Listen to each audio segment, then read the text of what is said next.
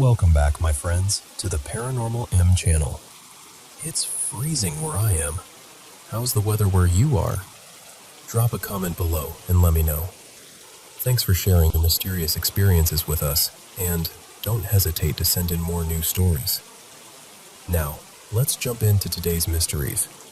Be sure to subscribe and turn on notifications. Hey, so I've gotten a bunch of messages about my last post, and a few of the same questions keep popping up. I figured I'd just talk it out here, like we're sitting across from each other with a warm drink, and you're letting me ramble for a minute. Alright. First question I keep seeing: why don't you ask them for more information about their world? And I get why people are curious. I really do. But here's the thing. Most of the time, they're not from some far-off other world that they can describe like a vacation spot. They're here, in our world. The ones who haven't moved on, a lot of them have never seen anything beyond this place. So if I asked them about the other side, it'd be like asking someone who's never left their hometown what Paris smells like. Some spirits do drift in and out, like the kind that show up just to check on their sister, or their kid, or their best friend one last time. But the lingering ones are usually lingering for a reason. Second big question: do they get new abilities after they die? And is moving on a choice, or does something decide for them? Okay, so, the new abilities thing. People expect some upgrade package after death, like you unlock powers or something. But honestly, it's not like that. A lot of the ones who stick around don't even realize they're dead. They'll just keep doing what they've always done, walking down hallways, setting a table, waiting for someone who isn't coming. And yeah, that's when you'll see weird things like them drifting through a wall, or talking to someone who isn't physically there. It isn't always dramatic. Sometimes it's just sad, quiet, routine. Now, the ones who do know they're dead, those are the ones who can get playful, or irritating. And by playful, I mean the kind of energy that loves flickering lights, tapping on windows, moving something small just to see if you'll notice. Some of them get a kick out of getting a reaction, not because they're monsters, because they're bored, or bitter, or they've still got a personality, and that personality might be kind of a jerk. As for moving on, there isn't one single rule. It's different for everyone. Some move on right away, like the moment they're done here, it's like a coat drops off their shoulders and they're gone. No drama, no hanging around. They had no reason to stay. Others stick around because they're still attached to something. Unfinished business, guilt, love, confusion, fear. And the ones who don't know they're dead, they might only move once they finally complete whatever loop they're stuck in, or once someone helps them understand what happened. I knew one like that.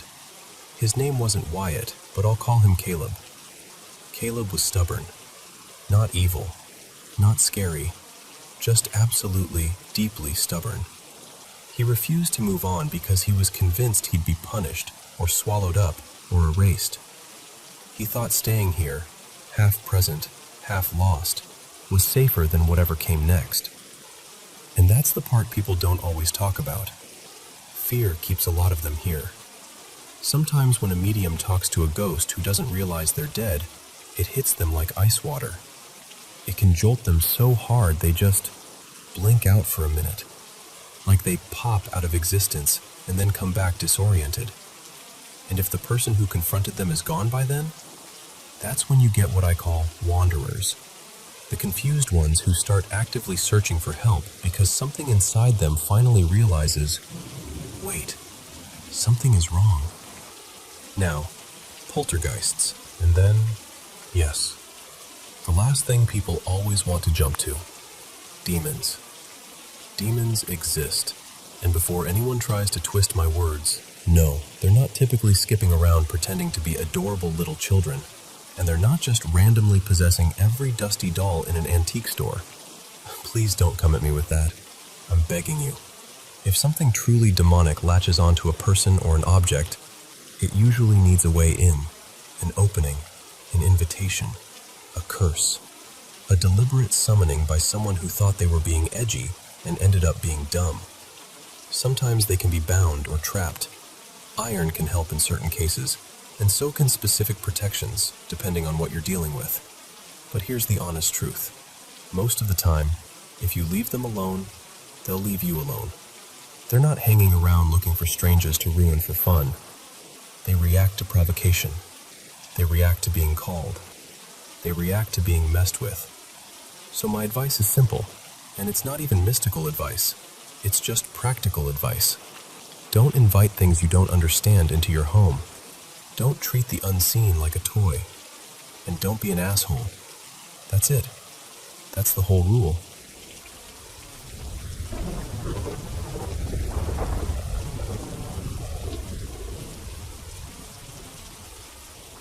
You know, when people talk about Hollywood, they usually mean the glossy version. The postcards, the premieres, the neon glow that makes everything look like it matters more than it does. But the Hollywood I remember, it was heavier. Like something that clung to you after the streetlights faded.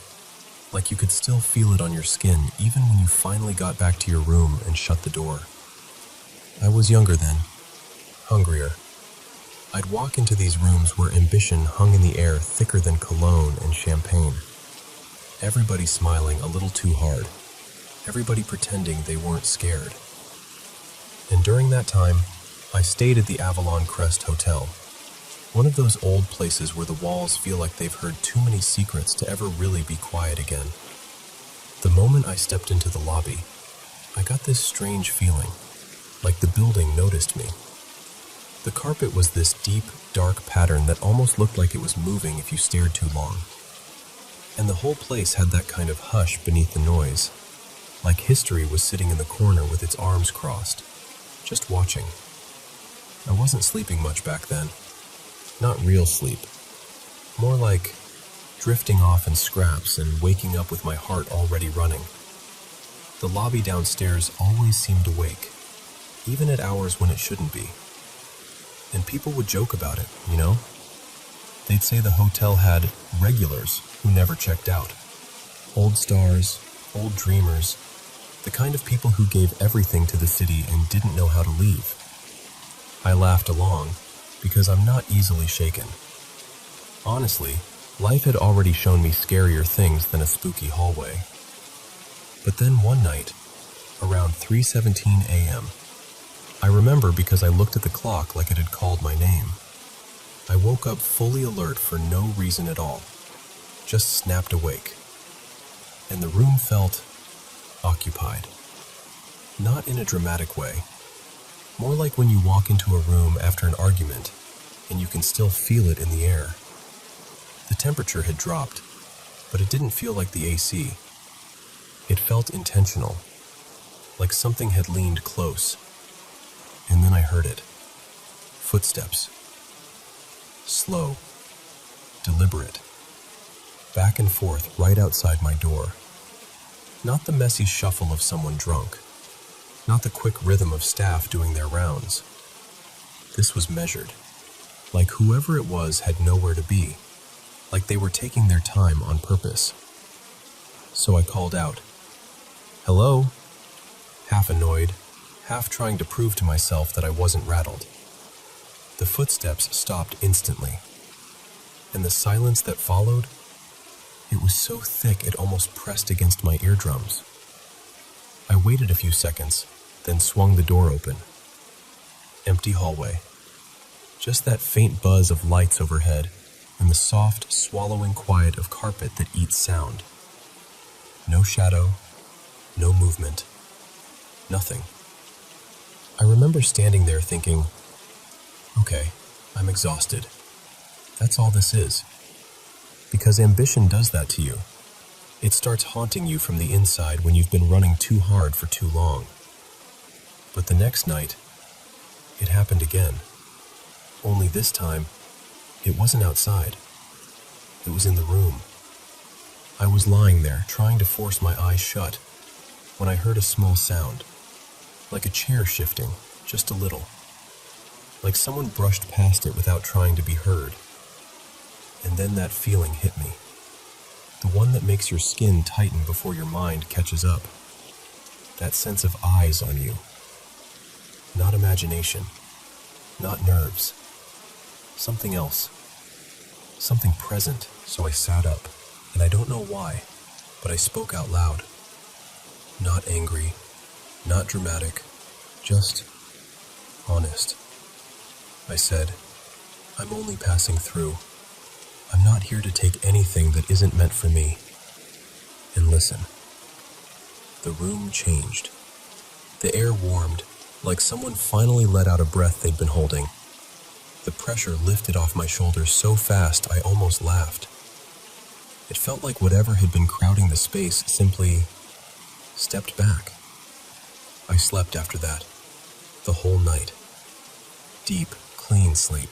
No dreams, no jolting awake, nothing. And I left that hotel with a lesson I didn't expect to learn. Hollywood is full of spirits. Some are dead, sure, but plenty are walking around in designer shoes, still alive, still smiling. People who tied their entire worth to applause, to being famous, to being seen.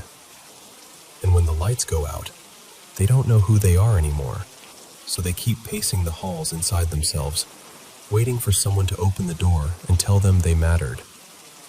I walked out of there knowing I didn't want to become that. I didn't want success to be the thing that trapped me. So yeah, that was my Hollywood story. Not glamorous, not shiny, just honest. A reminder that if you chase anything hard enough without staying grounded, it can start to own you, the same way any ghost story ever could.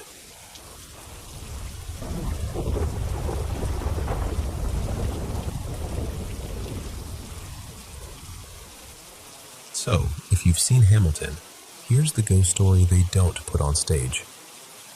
It's after midnight, when the financial district finally loosens its tie. The taxis thin out. The last bar doors click shut, and the whole neighborhood drops from a roar into this soft, constant electrical buzz, like the city is still awake, just whispering to itself. That's when Trinity Church changes. I'm not being dramatic. I mean, changes. The air gets sharper, like you've just stepped into shade even though it's still summer. The iron gates give this slow, complaining creak, except there's no wind to blame it on. And the graveyard. The old stones in there seem to hold on to cold the way brick holds on to heat. Now, I've talked to people who work security nearby. No one likes to go on record, obviously, but quietly, off to the side, you'll hear the same thing. Guards requesting reassignment. Guards suddenly finding another job. Guards refusing to take the late shift alone. Not because they saw something, because they heard it. Footsteps. Not rushing, not stumbling. Measured. Like someone knows exactly where they're going and is taking their time getting there. Gravel crunching in a steady back and forth near one particular spot. The grave of Elias Wainwright. Not a famous name the way people expect, at least not in textbooks. But if you know the city, if you know its bones, you know who I mean. The kind of man whose words built scaffolding for a whole nation, and whose enemies hated him for it. They say he doesn't rest, and honestly, I believe it. Because some nights, only certain nights, the kind where the humidity sits heavy on your skin and the streetlights look a little too bright, you can stand close to his tomb and hear something underneath the silence. A voice. Low, urgent, fast. Not singing, not performing, not charming anyone. Arguing, like he's mid-sentence in a debate that never ended. Like he's still trying to win a point that matters more than sleep, more than death. And Trinity sits on ground that remembers the earliest blood of American politics. Duelists and schemers, patriots and traitors. Men who truly believed a sentence could be a weapon, that ideas could ruin you, that the right phrasing could kill. Elias believed that more than anyone, and his rival, Silas Crow, believed something else. Survival. Here's the part that gets under my skin. There's an old account, handwritten, barely legible now, that describes the night after Elias was buried. One witness claimed they saw a second figure still there long after everyone left. Dark coat, hat pulled low, standing so still it didn't even look human at first. Just a shape where a person shouldn't be. And when someone tried to get closer, the figure didn't run, didn't turn, didn't step away. It simply disappeared, like the dark itself decided to close its mouth. Since then, people keep reporting the same thing. Two presences, tied to the same patch of earth. Some nights, visitors swear they hear two sets of footsteps circling each other, one pacing quick and sharp, the other slower, like it's refusing to be hurried. Other nights, it isn't footsteps at all. It's whispers, thin, slicing little sounds that don't feel like wind or imagination. Accusations, justifications, half-finished sentences, like the speakers keep getting interrupted by the memory of what comes next. And then, this is what makes people back away without even realizing they've moved.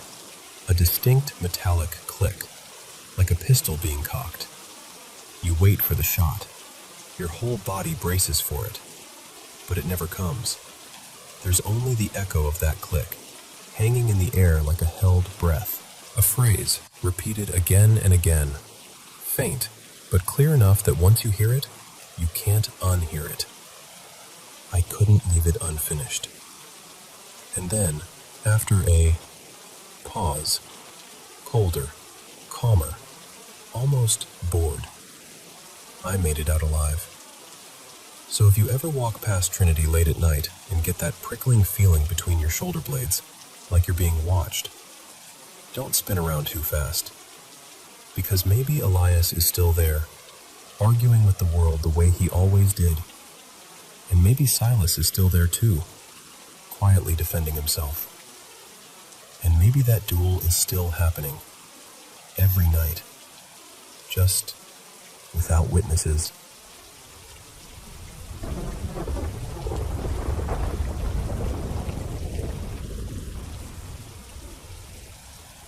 You know, there's this story I've carried around in my head for a while. One of those legends that feels like it's always been floating just under the surface, even if hardly anyone talks about it anymore. So picture this. The waters around Hong Kong at night. Not the glossy postcard version. More like that deep, ink-dark sea where the waves look like they're hiding secrets. That's where the old fishermen used to say something lived. Something the ancient books mentioned, but modern people mostly forgot. They called it the Low Ting. And I know. Right away it sounds like a ghost story, like some sea mermaid tale meant to scare kids into staying away from the docks. But the strange thing is, it isn't only a once upon a time kind of myth.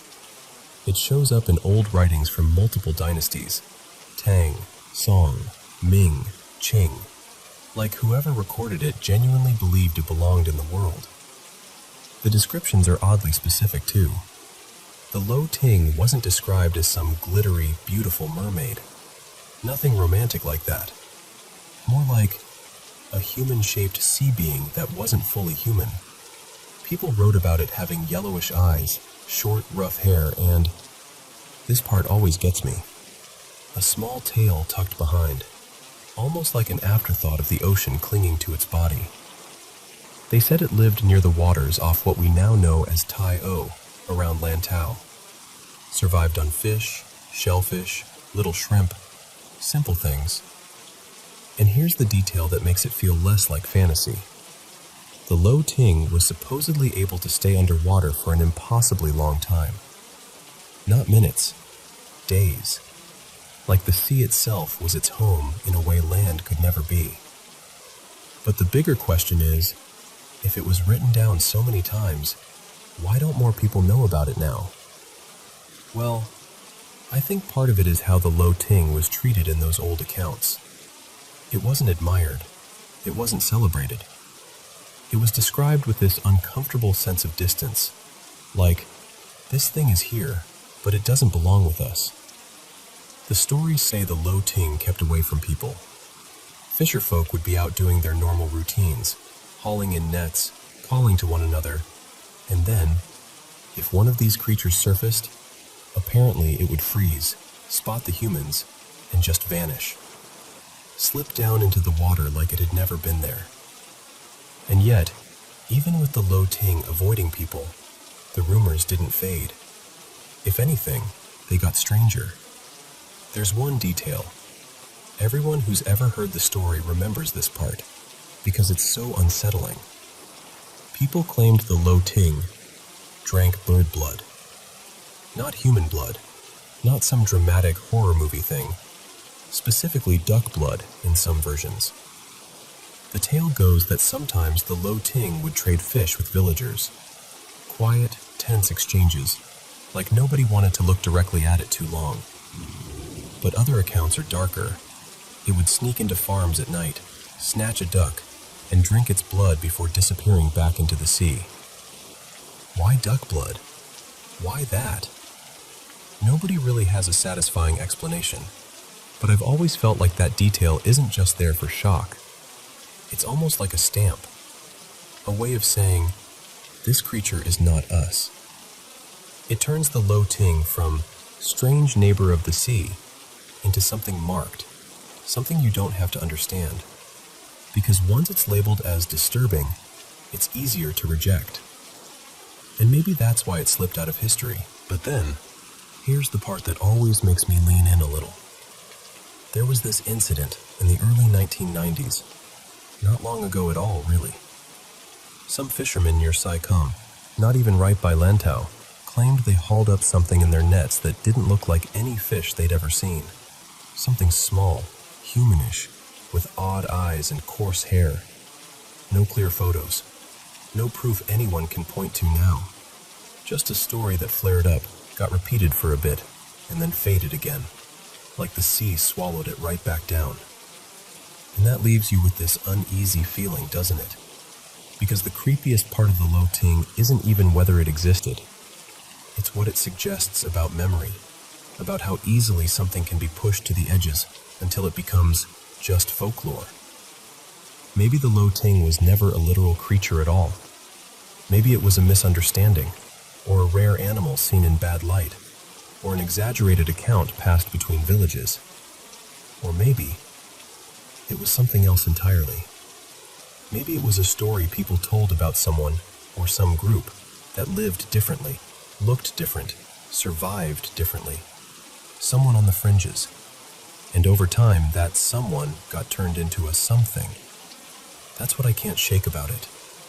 So if you ever find yourself near Lantau, standing where the water stretches out and the air smells like salt and old wood, just pause for a second. Listen. Not for proof, not for a monster, not for anything dramatic. Just imagine the possibility that the sea remembers things we don't.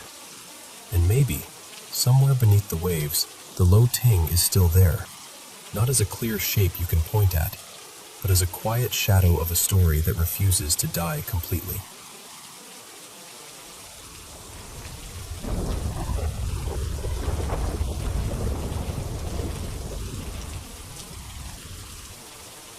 Hey, have you ever driven a mountain road at night?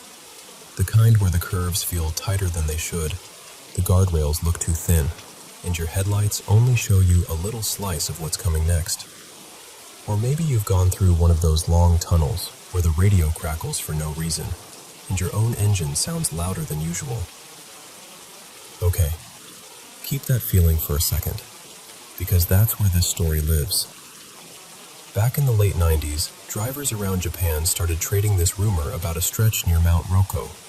Nothing official, just something you'd hear from a friend of a friend who swore they weren't making it up. They said, if you drove those winding roads too late, especially if you pushed your speed like you owned the night, you might notice someone in your rearview mirror. At first, it looked ridiculous. Just an older woman, small frame, hair all wild, a cardigan flapping like a little flag in the wind. The kind of person who shouldn't even be out there, let alone anywhere near traffic. And you'd think, is she walking? But then your eyes would focus. No, she wasn't walking.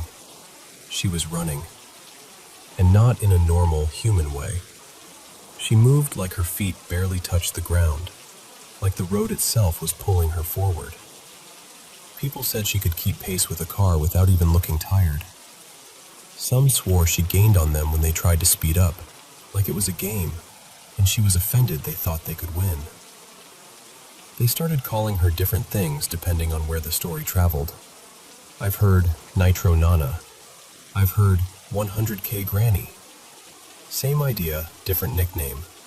An old woman who appears out of nowhere and chases you like you've done something you're not supposed to do. And the worst part isn't the image of her running. It's the pursuit. That sick little shift in your stomach when you realize you're being followed, and the follower shouldn't be possible. Because the stories always go the same way after that. You're alone in the car. It's late. Your hands tighten on the wheel without you meaning to. You check your mirror again and again like it's going to change the answer. And each time she's closer, still running, still gaining, her face calm like she's taking a morning stroll. Only her eyes aren't calm. They're locked on you, sharp and patient, like she's been waiting for your headlights to come along. Some people say she knocks on the window. Not a polite tap, more like a firm, insistent knock, right next to your ear, even though you're doing 80 or 90 and the glass should be the only thing you can hear. Other versions say she shows up beside the car without warning, right there at the edge of your light, matching your speed like she's floating. And then, in the darker retellings, she does something worse. She makes you lose control. Not by grabbing the wheel, not like a movie. Just by being there, by flooding your brain with panic until your instincts betray you. A slight overcorrection. A glance that lasts a half second too long. A foot that presses the wrong pedal because fear makes you clumsy. What's strange is how the legend spread beyond Japan and still kept the same heartbeat. In Thailand, I once heard a similar story about a spirit people called MysteryX, a woman who died in a late-night crash and now haunts riders on motorcycles. Different road, different country, same warning baked into the bones of it. Don't tempt the night, and don't assume speed makes you safe. Because that's what these stories are really about, aren't they? Not just a ghost, and there's always this moral tucked inside the legend like a folded note. She shows up for people who drive reckless, people who treat the road like a challenge, people who break the rules because they think the rules don't apply at night. Of course, there's no proof. No clear footage. No crisp photo with her face caught in the headlights. It's mostly anonymous posts and shaky retellings. People on forums insisting they saw her in a tunnel or heard footsteps behind them when there was no one else on the road. And honestly, the lack of evidence almost makes it worse, because it leaves just enough space for your imagination to do what it always does in the dark. So if you're ever driving late, mountain road, tunnel, empty highway, and you get that prickly feeling that you're not alone, do me a favor. Don't speed up to prove something. Just keep steady. Keep your eyes forward. And whatever you do, don't look in the mirror too long. Sometimes the scariest part of a chase is realizing you're the one who started running first.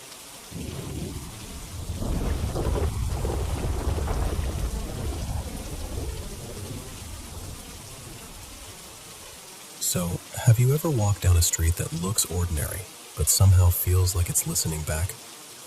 There's a road in North Point. People call it Tsatsimui Road now, but older folks still slip and call it the old name, like they're afraid to let it go. And whether you believe in ghosts or not, I swear there's a kind of hush that hangs around that stretch, especially when the evening air turns damp and the neon starts to blur at the edges.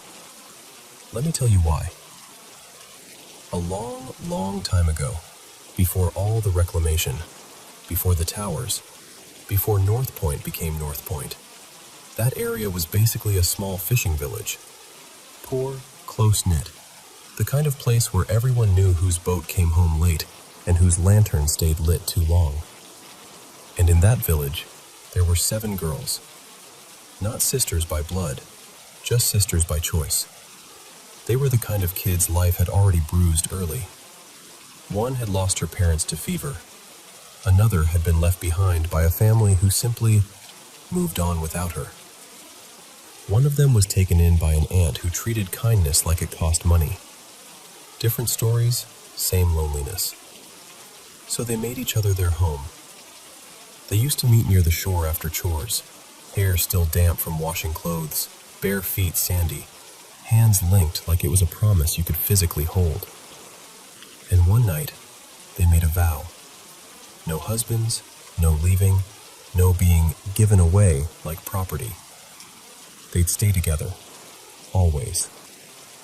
Here's the part that still hurts to say out loud. The 4th girl, her name was Meilon in the version I first heard, though people argue about names, was suddenly promised to a fisherman's son. Not asked, promised, like it was a trade. She begged, fought, refused, cried herself sick, but the village elders called it fate, and her guardian called it gratitude. And her friends, they couldn't stand the thought of losing her. So the 7 of them went down to the water at night. Not screaming, not dramatic, just quiet. The way people get when their hearts have already made the decision and the rest of them is still catching up. They walked into the sea together, hands tangled, shoulders touching, and let the tide take them. The next morning, the village searched. Days passed. Weeks. Storms came. Still no bodies. But then, this is the detail everyone remembers. After one especially low tide, people saw 7 shapes out near the shore. Not boats. Not driftwood. Rocks. 7 of them, lined up in a slight curve, biggest to smallest, like someone had arranged them with care. And when the water pulled back far enough, the rocks looked, truly, like 7 girls standing in a row, hands almost touching. The villagers started calling them the 7 Lantern Rocks, because at dusk, the wet stone sometimes caught the last light and gave off a faint shimmer, like old paper lanterns refusing to go out. And the bay around them became the kind of place you didn't visit alone. Over the years, the stories grew the way stories do, breathing bigger with every retelling. People said if you went too close, you'd hear whispering under the waves, like voices trying to remember songs they used to sing. Some said they saw figures in the fog, 7 slim silhouettes, hair hanging heavy, dresses clinging like they'd just stepped out of the sea. My favorite, in the scariest possible way, is the one about the dock worker. He was cutting across the beach late, tired, annoyed, thinking only about getting home, when he noticed a soft glow out by the rocks. Not bright, not dramatic, more like moonlight caught in breath. And that's when he heard it, crying. Gentle at first, almost polite. Then clearer, women's voices calling, not yelling, just beckoning, like they already knew his name. He turned, and he saw them. 7 girls, hand in hand, feet barely touching the sand, drifting toward him as if the tide itself had learned how to walk. He ran so hard he tore the skin off his heel, and he never went near that bay again. People said he wouldn't even drink water at night after that, kept his cup face down like it might invite something in. Then the city started changing everything. In the early 1900s, the area got cleaned up, mapped out, made useful.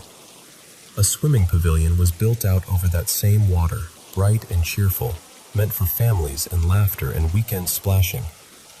People wanted to believe the place had been reclaimed from old fear. But after it opened, drownings started. And not 1 or 2 accidents, the kind of steady, sickening pattern that makes you stop calling it coincidence.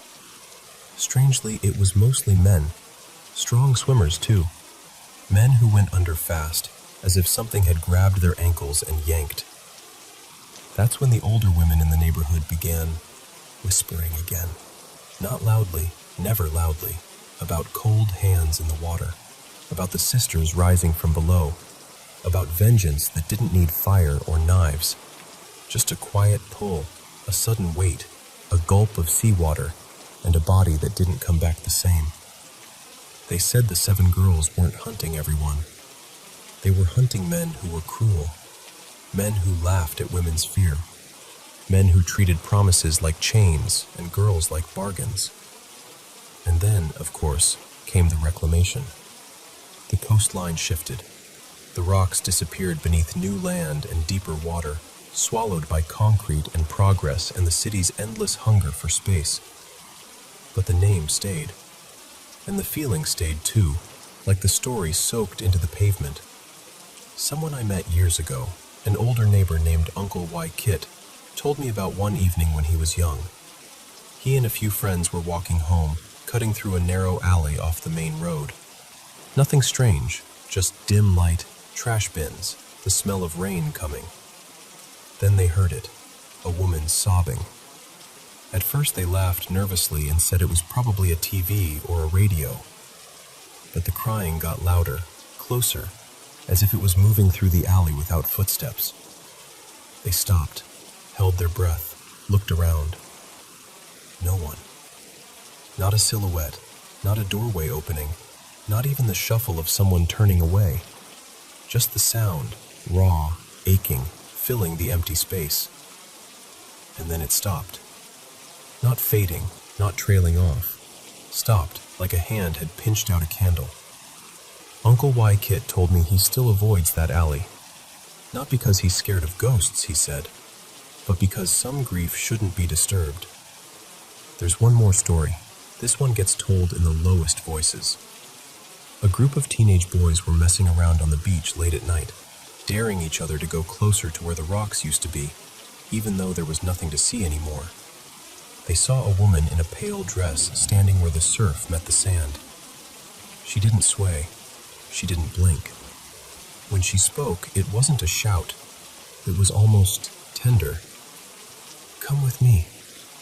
And the boys said they felt instantly like the air had turned thick, like their lungs were full of water even though they were standing on dry ground. They ran without thinking, tripping over each other, and none of them ever went back to that shoreline again. So, yeah, that's the legend. So if you ever walk along Tatsi Moi Road when the night is quiet, if the wind slips between buildings and suddenly sounds like whispering, don't panic. Just keep walking. And maybe, just maybe, don't follow any voice that calls you sweetly from the direction of the sea.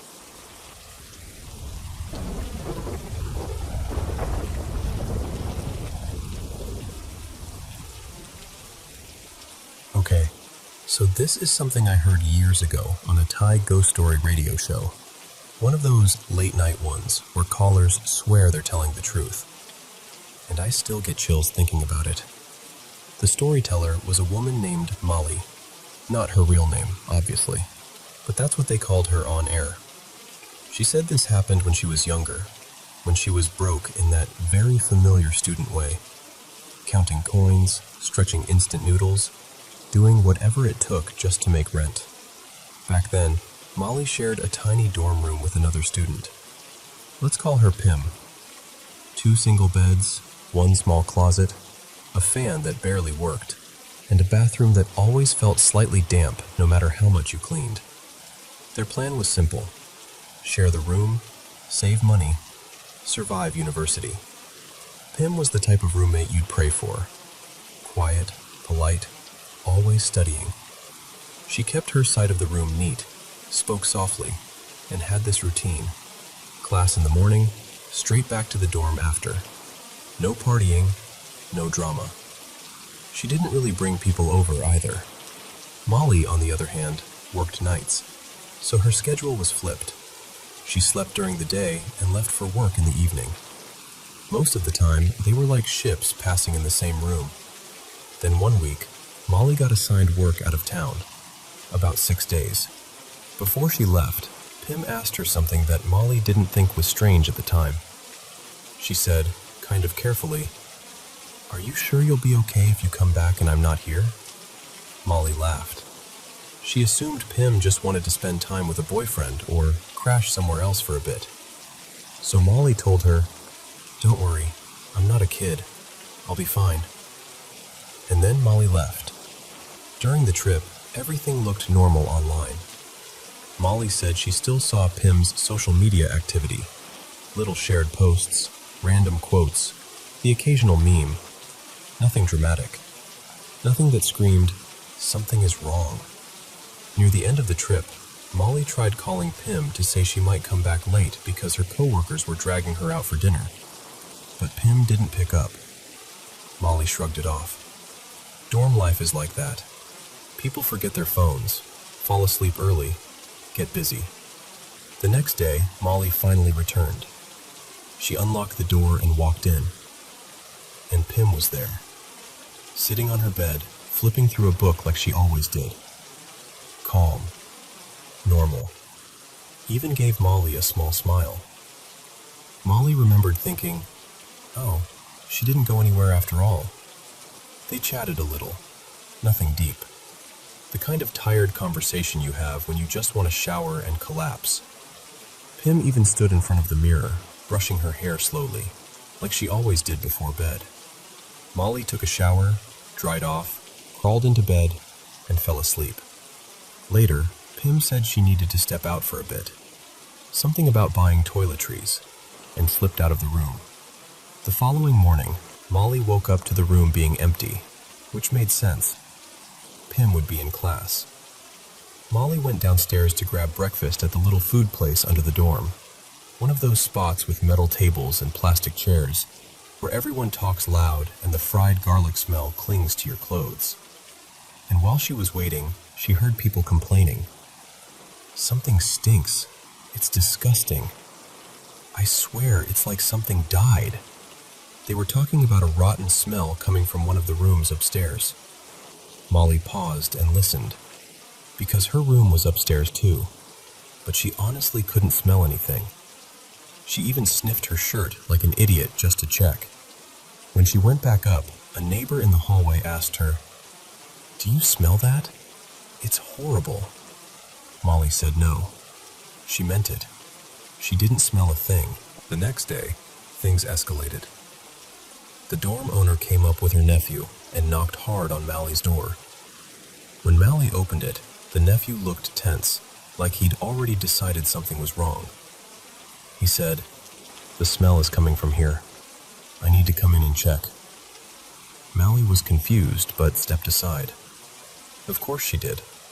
What else can you do when someone's insisting your room reeks? The nephew walked in, took maybe 3 steps, and then his entire face changed. He froze, like his body forgot how to move. And then he ran out of the room so fast he almost tripped, screaming, this raw, terrified scream that turned Mally's legs cold. The dorm owner grabbed his arm, demanding to know what he saw. The nephew was shaking, eyes wide, breathing like he'd been underwater. After a moment, he forced himself to go back in. And then, almost immediately, he collapsed near the doorway, crying and shouting like he was having a panic attack. At that point, Mally and the dorm owner rushed inside. And that's when Mally saw it. In the bathroom was Pim. Not Pim sitting on the bed. Not Pim brushing her hair. Pim's body. She had hanged herself. Her face was swollen, her tongue protruding, and the smell, hit Mally all at once like a wall. The kind of smell that makes your stomach flip even before your brain fully understands what you're looking at. Mally said she remembers seeing dark stains, fluids, the awful signs of time passing in a room that's too small for death to hide in. The police arrived. Medical examiners came. And then the part that made the whole dorm go quiet. They estimated Pim had been dead for about 9 to 10 days. meaning she died on the very first night Mally left town. So when Mally came back and saw Pim sitting there, reading, smiling, brushing her hair, that couldn't have been real. They searched Pim's things and found a notebook. Inside was a short note, nothing dramatic, just the kind of exhausted sadness that hurts more because it's plain. Something like, I tried, I really tried, but I can't do it anymore. There were pages about money stress, school pressure, and a relationship that had fallen apart. Pim believed she was pregnant, and she'd recently found out her boyfriend was seeing someone else. The last entries were shaky, like her hands couldn't stay steady. But here's the part Mally couldn't explain, even years later. This is what made it a ghost story instead of just a tragedy. Mally had lived in that room for days, with Pim's body in the bathroom. She had talked to Pim, heard her voice, watched her move around, watched her leave the room, and she had used that bathroom more than once, without noticing anything. Most people who heard the story had the same theory. They said Mally's mind must have seen the truth the moment she walked in, must have taken it in for a split second. The body, the horror, the impossible reality. And then her brain, trying to keep her from breaking completely, slammed a door shut. Like a survival switch. So instead of reality, her mind gave her something else. A version of Pim that looked normal. A roommate still alive. A routine that made sense. A blind spot so big it could hide death in a bathroom just a few steps away. And Mally, she didn't know she was living inside that blind spot until the door finally got forced open.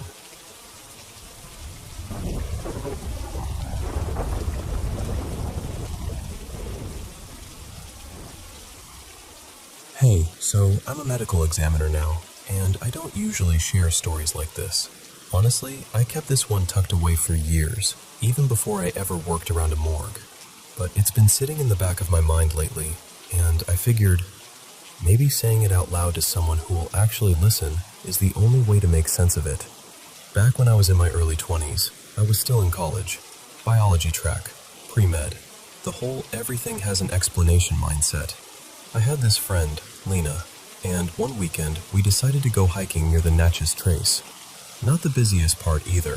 One of those stretches where the trees close in and the world gets quieter with every step. We'd heard the usual rumors. Haunted woods, strange feelings, people seeing things they couldn't explain. I rolled my eyes at it, of course. I mean, I was the science guy. I didn't do spooky legends.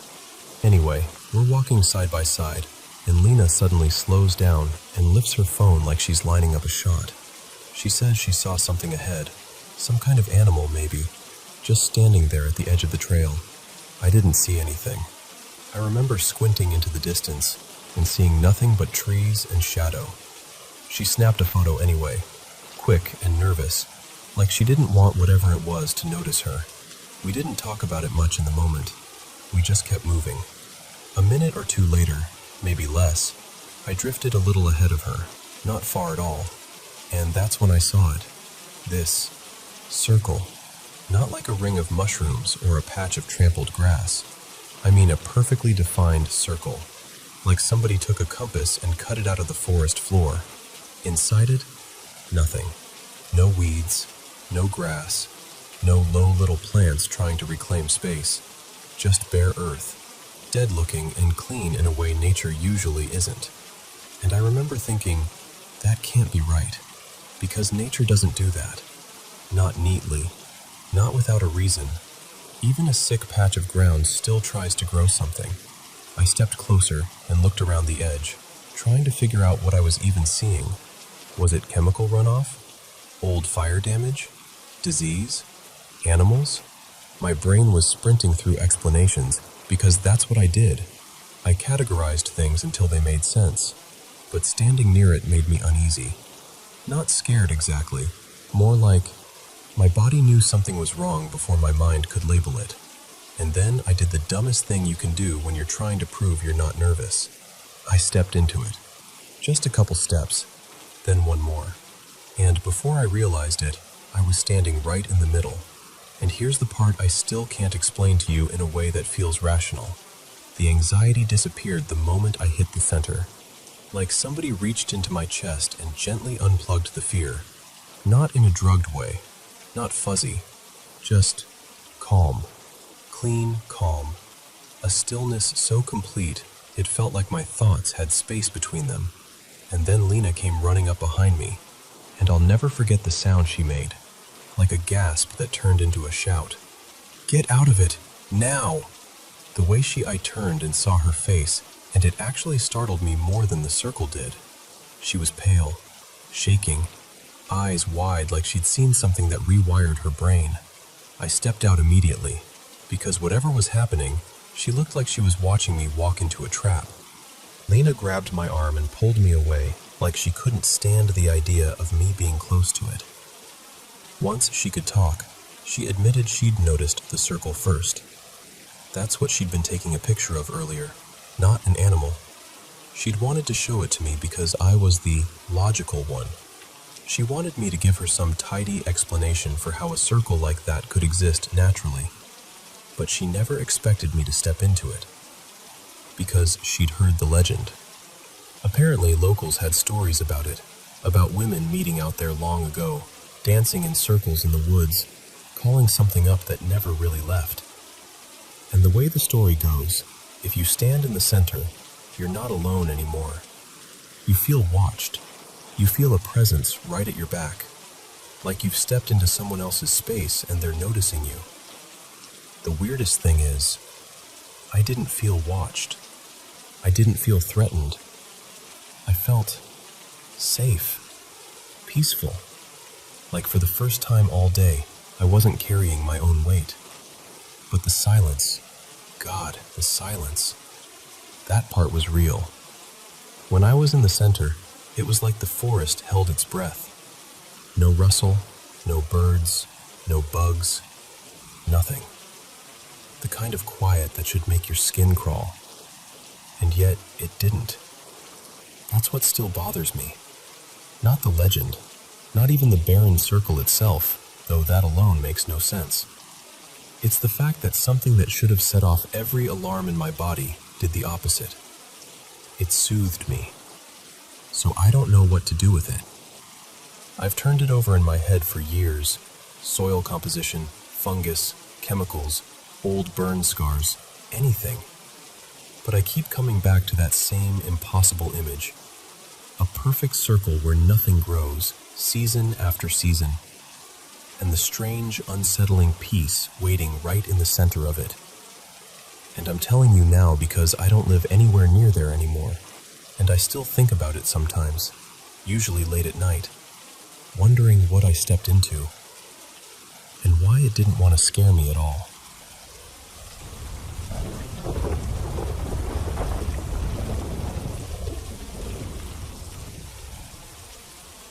So, okay, let me set the scene for you. My husband Evan and I just moved into this little starter house. Nothing fancy, but it felt right. It's tucked in this neighborhood I grew up around, like 5 minutes from my old high school. The building isn't a school anymore, shut down years ago after a bunch of messy staff drama. And I won't lie, there was something comforting about being near a place that used to be such a big part of my life. Plus, there's this gorgeous walking trail practically at the end of the block, and a creek runs behind the tree line like it's just always been there, minding its business. The kind of spot where you can picture yourself settling in. First real home vibes, you know? Anyway, a few nights after we move in, Evan falls asleep early, and I'm out on the couch doing what I do best, turning on comfort TV like I pay the bills with it. And yes, it was Scooby-Doo. Don't judge me. I'm not defending myself. I'm simply living. We have one of those remotes with the big shortcut buttons. Netflix, Disney+, Apple TV, and Max. Easy. I put Scooby on, and at some point I pass out with it still playing. Morning comes. We wake up and the TV is on YouTube. At first I'm like, okay, whatever.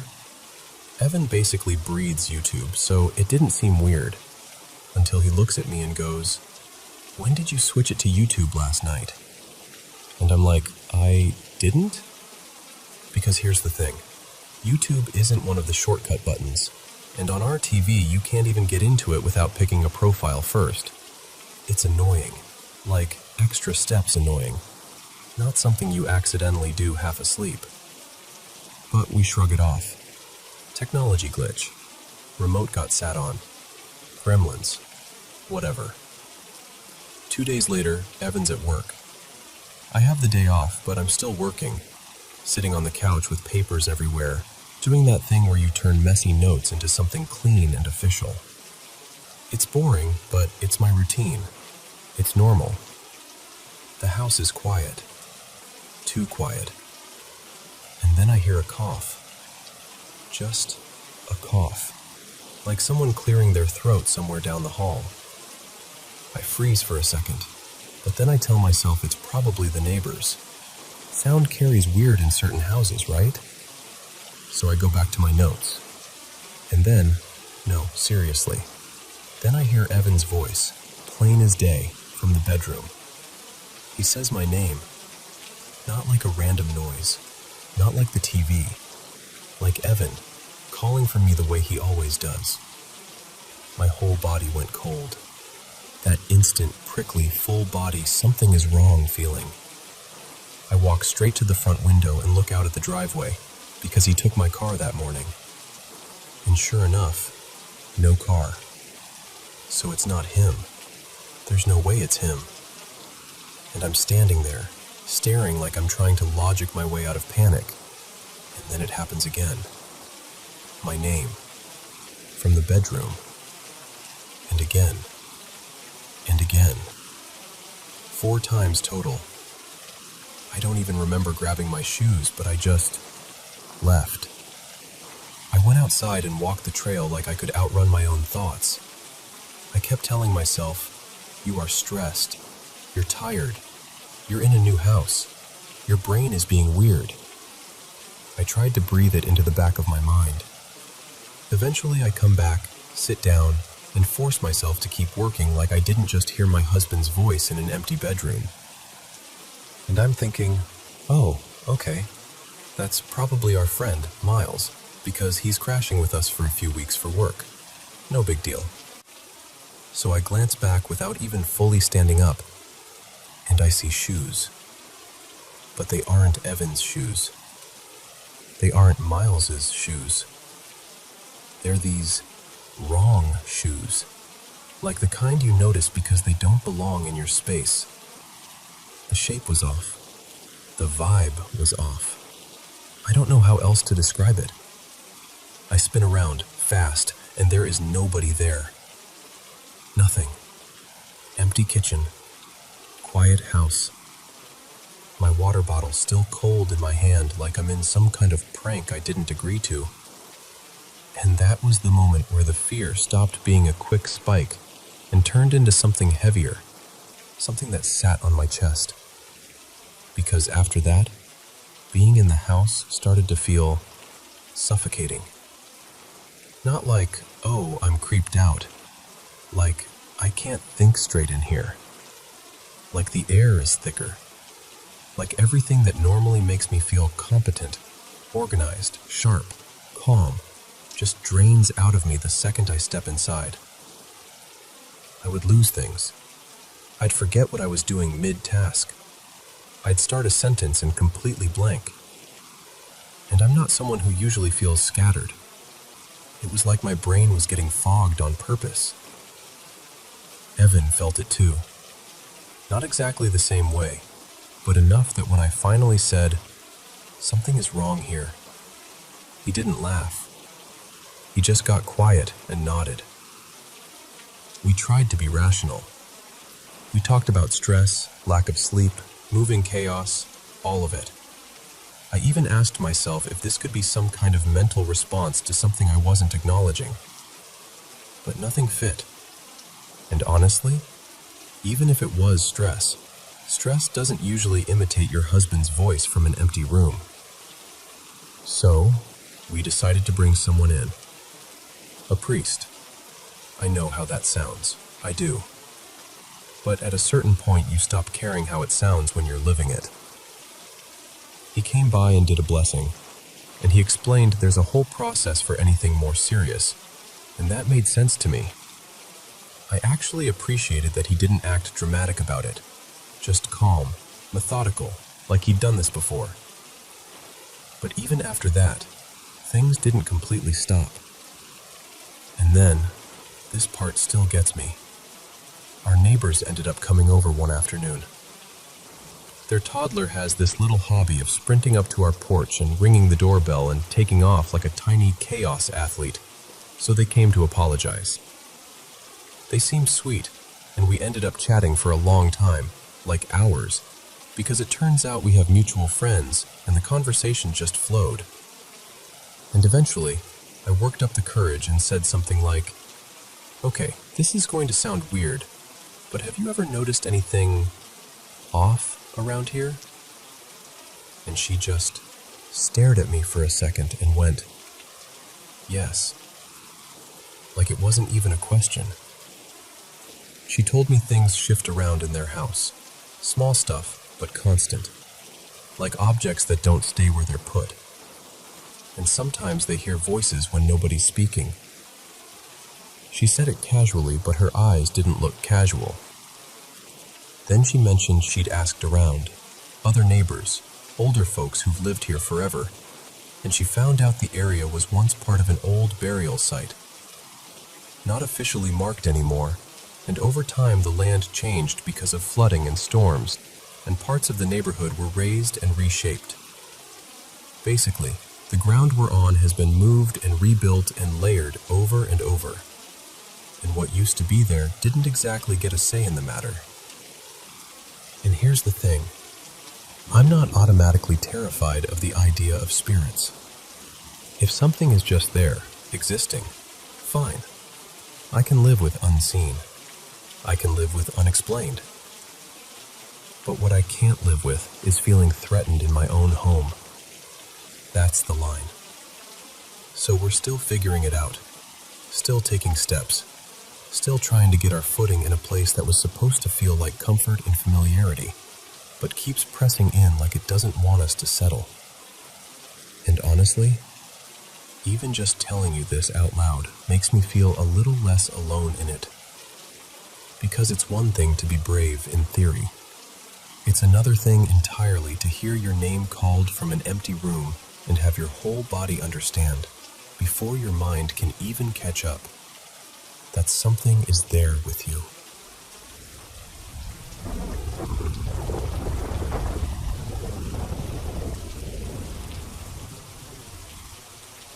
Hey, so if we haven't met, I'm a medical examiner. And yeah, I know how that sounds when I say I've had my share of experiences with the paranormal. But I need you to understand something up front. We always try to debunk things first. We look for the boring explanation before we even let ourselves consider the weird one. Most of the strange stuff I've dealt with has stayed inside the morgue walls. This one didn't. And technically, it didn't even happen to me. It happened to a coworker of mine. I'll call her Marisol. Marisol is the kind of person who holds everything together.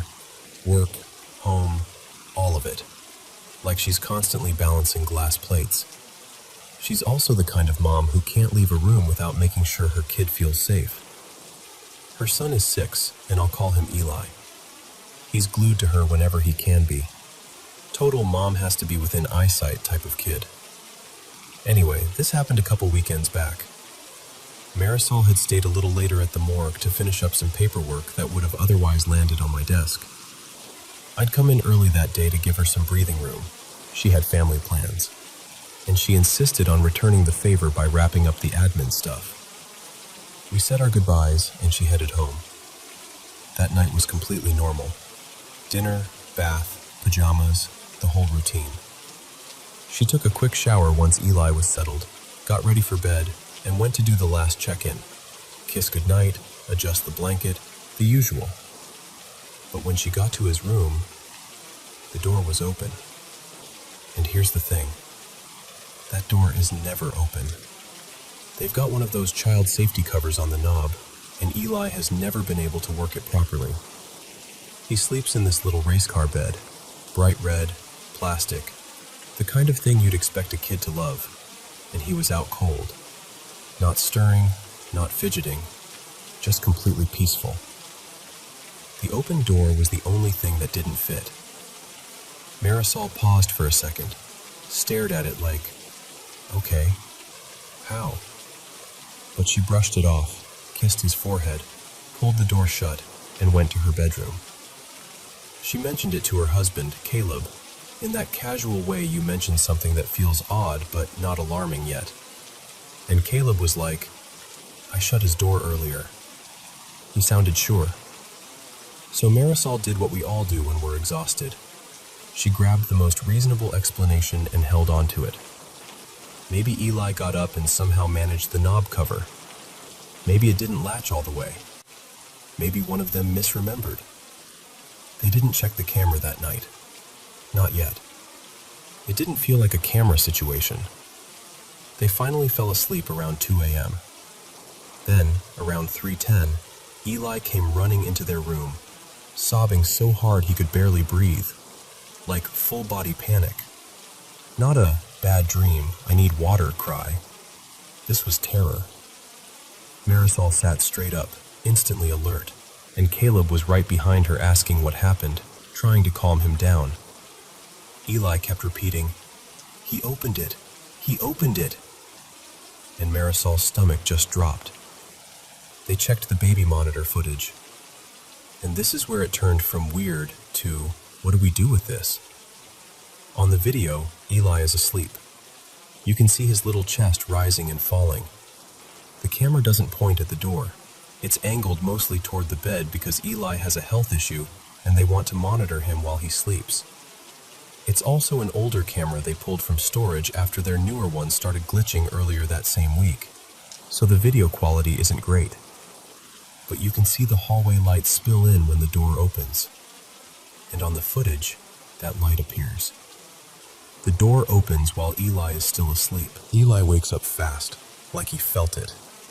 He turns his head toward the door and he says something. You can see his mouth move, like he's responding to someone. But the audio doesn't pick it up, and the camera is too fuzzy to read his lips clearly. Then the next clip is him bolting out of bed and running down the hall. Marisol asked him, as gently as she could, what he saw, and Eli told her there was a man. A big man, wearing a hat, and he said the man's eyes were glowing. Marisol asked, "What did he say to you, honey?" And Eli said, "He told me, go away. Not, I'll get you. Not, I'm in your room. Just, go away." Like the man was annoyed that Eli noticed him. Like Eli was the one who wasn't supposed to be there. Since that night, Marisol has noticed small things. Doors left open that swear they shut. A cabinet not quite right. A toy showing up in a different room than where it was left. The kind of stuff you can write off if you're trying to protect your sanity. And Eli hasn't seen the man again. He has said a couple strange little comments here and there, mostly when he's playing with a neighborhood friend, a little girl around his age. But honestly, those sounded more like regular kid imagination stuff. Nothing that lined up with what happened that night. That's what keeps bothering Marisol. Because when kids invent things, it's usually, robots, monsters made of slime, superheroes. Not a dark, towering man in a hat with glowing eyes opening a bedroom door while you're asleep. So, I'm telling you this because I'm curious what you think. Is it something paranormal? Is there a normal explanation we're missing? Air pressure, a bad latch, a camera illusion, sleep terror layered on top of a coincidence? Or is the simplest answer really just that two sleep-deprived adults are finally hitting the wall, and their brains are turning ordinary life into a horror movie? I don't know, but I'll tell you this. When the most unsettling part is the absence, no footsteps, No shadow, no one visible. Just the door opening and a child reacting to someone who isn't there. That's the part that sticks with you.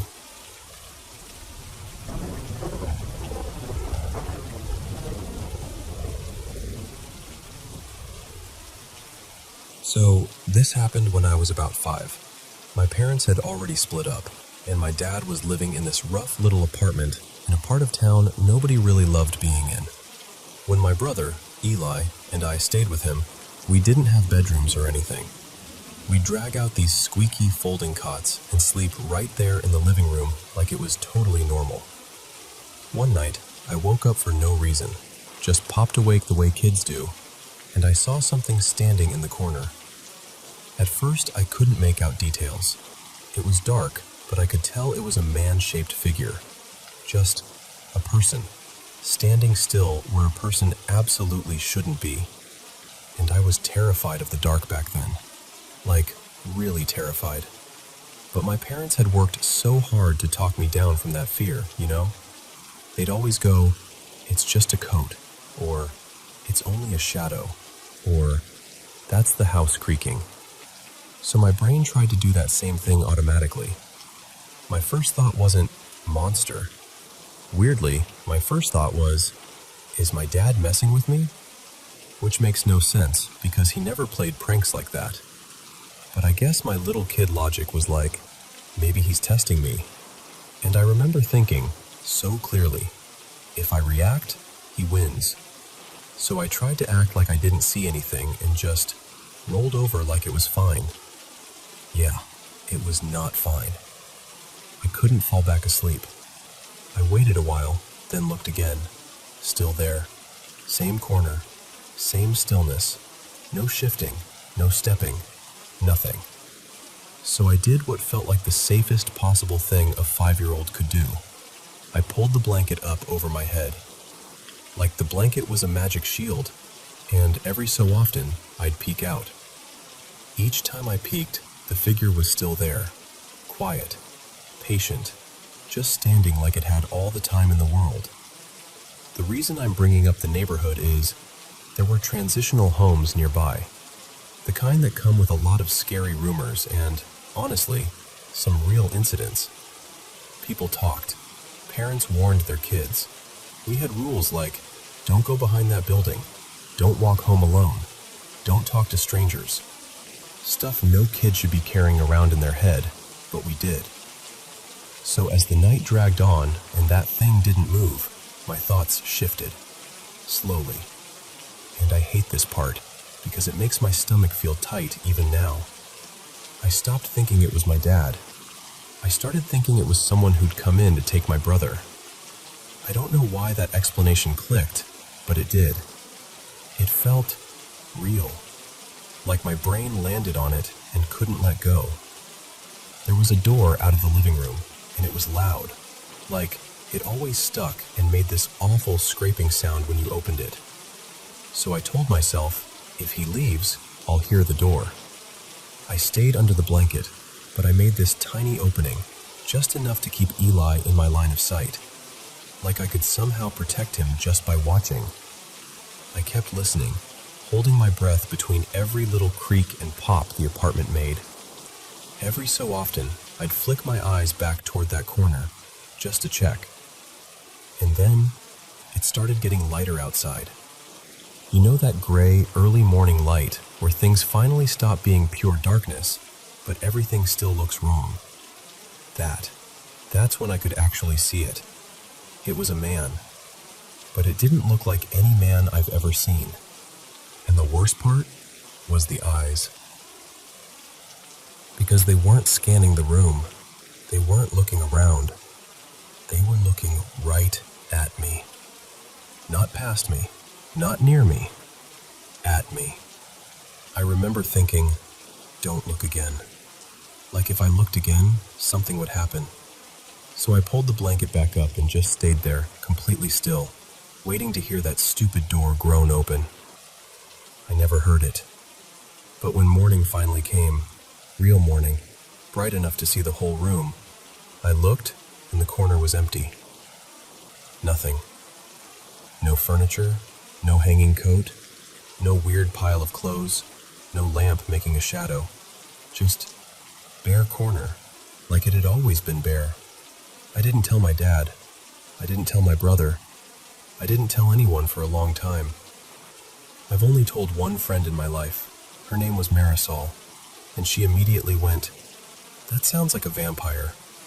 But I don't really believe in that stuff. I don't think it was a ghost or a demon or a shadow person or whatever. And I've had nightmares. I've even had sleep paralysis later in life, where you're awake but your body won't move, and your brain does horrifying things with shadows. This wasn't that. I could move. I could think. I remember making choices. When to peek, when to hide, how to watch my brother. It felt like I was in my body, in that room, in that moment. I don't know what it was. I just have this strong feeling it wasn't a person.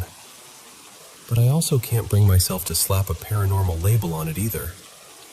Mostly, I'm left with this one question that still nags at me, even now.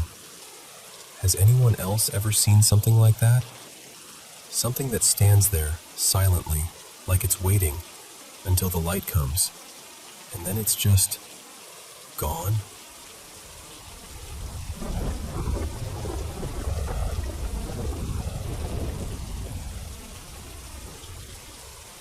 So, probably the most scared I've ever been in my whole life happened when I was like 17. Maybe just barely 18. You know that age where you think you're invincible and your entire personality is basically, let's party wherever we can. Yeah, that was me. That night, a bunch of us ended up drinking at this girl's place. She was connected to one of my friends somehow. Cousin? Stepsister? Half-sister? I honestly couldn't tell you. All I remember is she was around 20, and she was living alone in this house her mom owned. Her mom did something in real estate, I think, like property management or staging or something. The point is, no parents, no supervision, a whole house to mess around in. It felt like winning the lottery. We're hanging out, music on, people laughing too loud, cups everywhere. And early in the night, kind of casually, like it was a joke, she goes, "Oh, by the way, people say this place is haunted." And I laughed, totally brushed it off.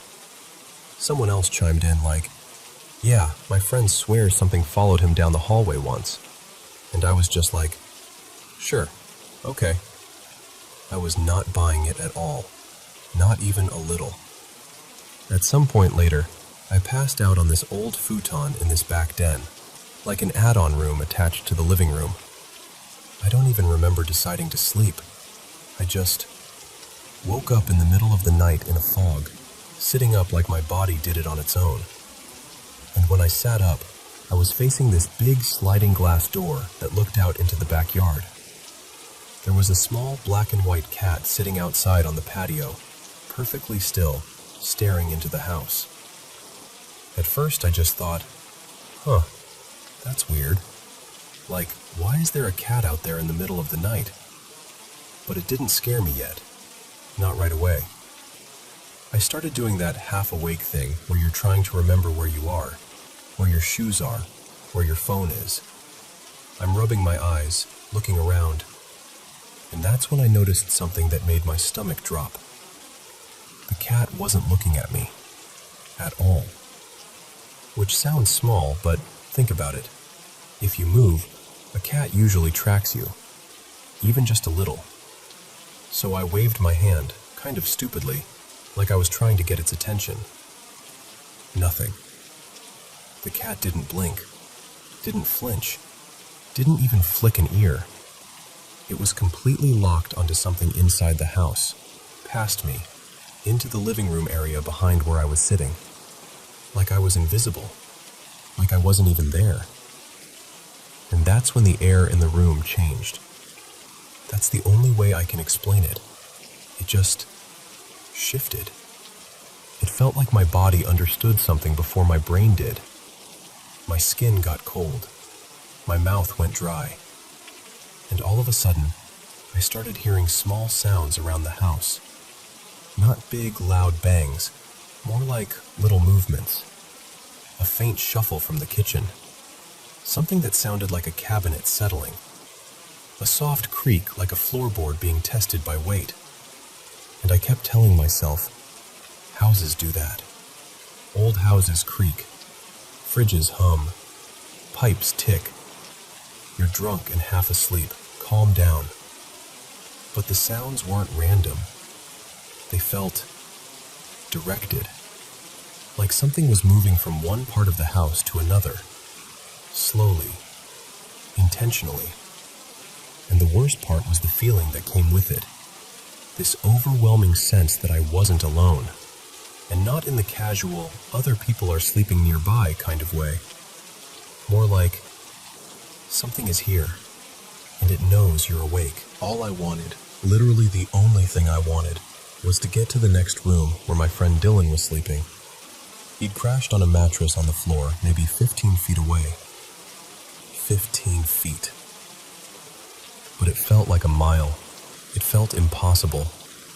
And the whole time, that cat stayed outside the door, staring into the room behind me like it was watching something pass through. Finally, I forced myself up, like I was moving through water, and I half walked, half ran into the room where Dylan was. I dropped down next to him and shook him hard. He woke up annoyed, all groggy and irritated like, "What are you doing, man?" And I leaned in and whispered, because I couldn't even say it at full volume, "Dylan, something is wrong. I swear something is happening in this house." And I'm not exaggerating. The exact moment I finished that sentence, the power died.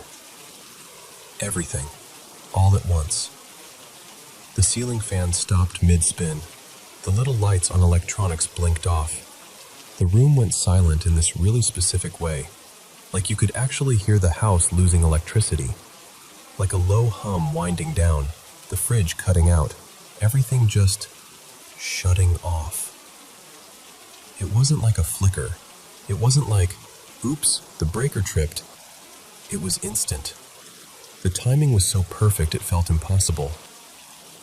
Dylan's eyes went wide immediately. Like, wide. Because he went from dead asleep to sitting in darkness with me basically saying, "Something's in this house," and then the entire place going black in the same breath. We didn't move. We just laid there, stiff as boards, listening. I remember both of us breathing way too loud, trying to hear anything over our own panic. After what felt like forever, but was probably a couple minutes, the power came back on. The fan whirred back to life. The fridge clicked. The house made noise again. And we didn't really talk about it. Not in any deep way. It was more like we just waited until our bodies stopped shaking, and eventually, somehow, we fell back asleep. But I'll tell you this, when the sun came up, I couldn't get out of that house fast enough. To this day, I don't care what anyone says. That was the scariest moment I've ever lived through. And whatever I thought about haunted houses before that night, yeah, that night made me a believer.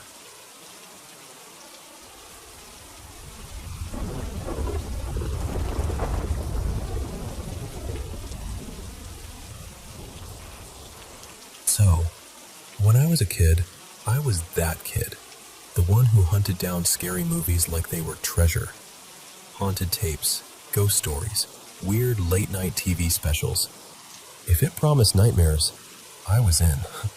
And my mom, she's never been the paranormal type, like, at all. Which is why this story always stuck with me. For years, I honestly wasn't even sure it was real. I thought maybe I'd half-dreamed it, or mashed it together with something I watched. But I asked her again recently, and she just nodded like, "Oh yeah, that happened." When she was young, her family moved constantly because her dad was in the Navy. They bounced around a lot, places like Washington, Okinawa, back through Europe for a bit. Always packing, always adjusting. But this particular thing happened while they were living in an old rental house in Montana.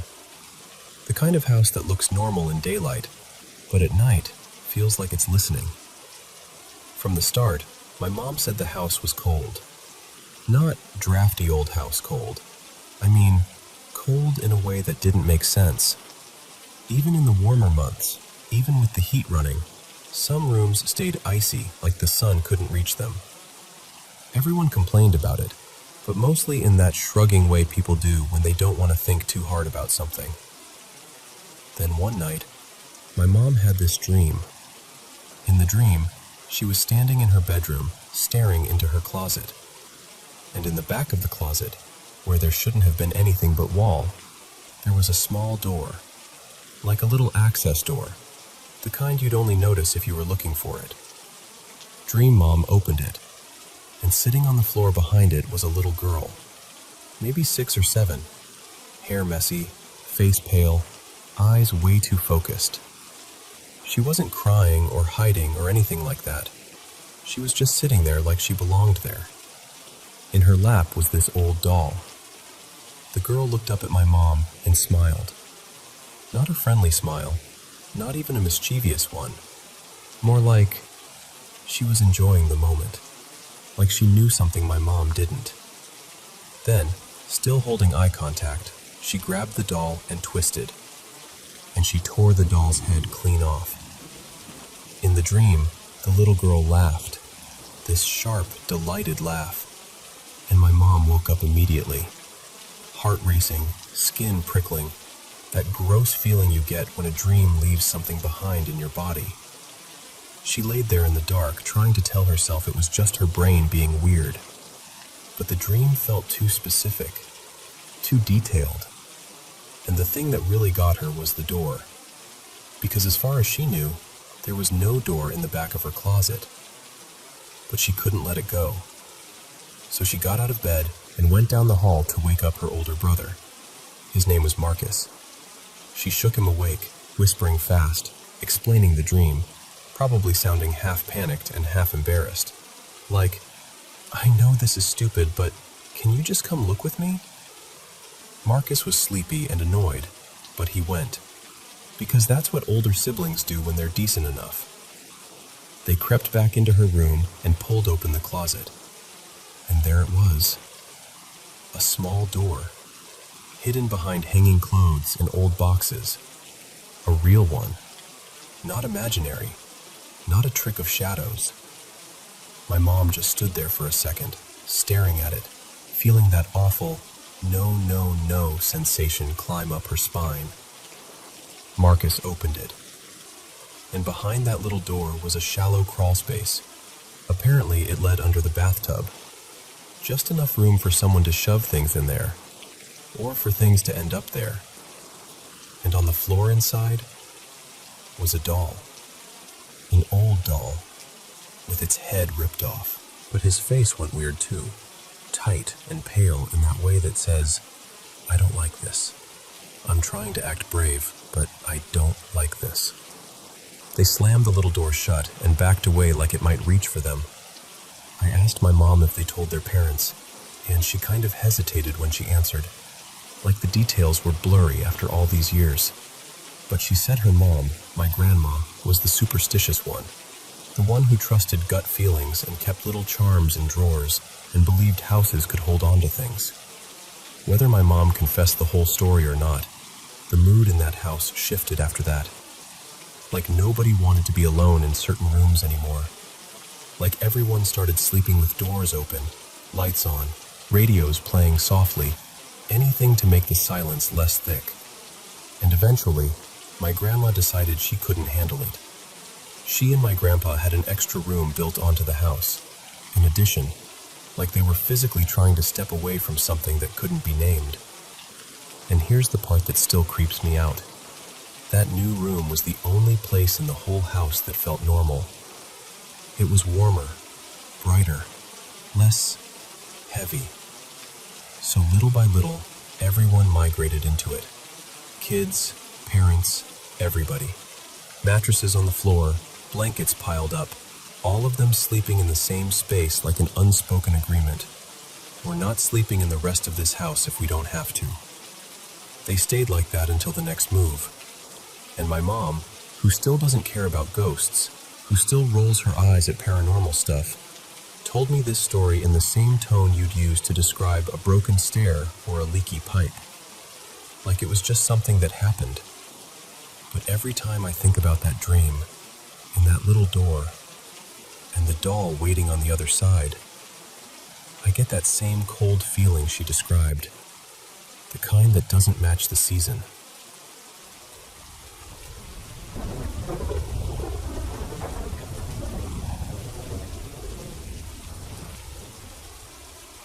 Okay, so I'm 18 and I'm from Germany, and I've been practicing witchcraft for a while now. I'm not someone who works with a bunch of entities or anything like that. If anything, I keep things pretty simple.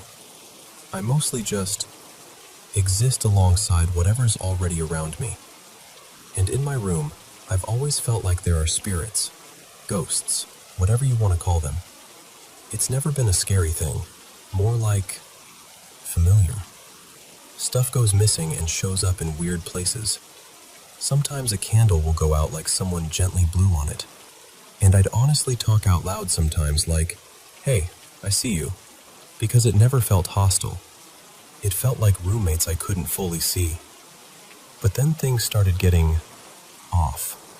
So around 2 or 3 weeks ago, maybe closer to 2.5, I was practicing a dance with a friend of mine, Alina, for a class we do at school. We were in my room, just running the choreography again and again, and I had my phone recording so we could watch our form afterward. And in the middle of it, this loud crash happens behind us. Like, sharp and sudden. The kind of sound that makes your whole stomach drop. We both jumped and spun around at the same time. On my altar, there was this small glass dish, like a little tray, that had been sitting on top of a jar for ages. It never wobbled, never looked unstable, nothing. But that day it just fell. Not slid, not tipped. It felt like something knocked it off. It hit the floor and shattered, and it didn't just break itself, it wrecked my whole altar setup.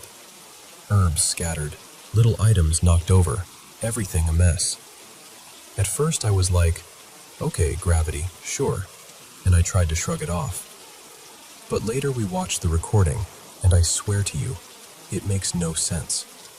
There's no bump, no vibration, nothing near it. It's just sitting there, and then suddenly, it drops, like it decided to. That was the first time I felt that weird little pinch of fear, because it wasn't playful. It wasn't the usual, oops, where did my ring go, kind of energy. Then about a week later, something happened that still makes my skin prickle when I think about it. I was getting ready to go out with my sister, Juna. We were going to meet friends, and I was in the bathroom doing my makeup. And my bathroom connects directly to my room, like you walk through my room to get to it. The room is long and kind of rectangular, and my closet is basically a tiny room all the way on the other end. So I'm blending my makeup, half focused, and out of the corner of my eye I see my sister, like I see her head and shoulder, peek into the bathroom and look at me.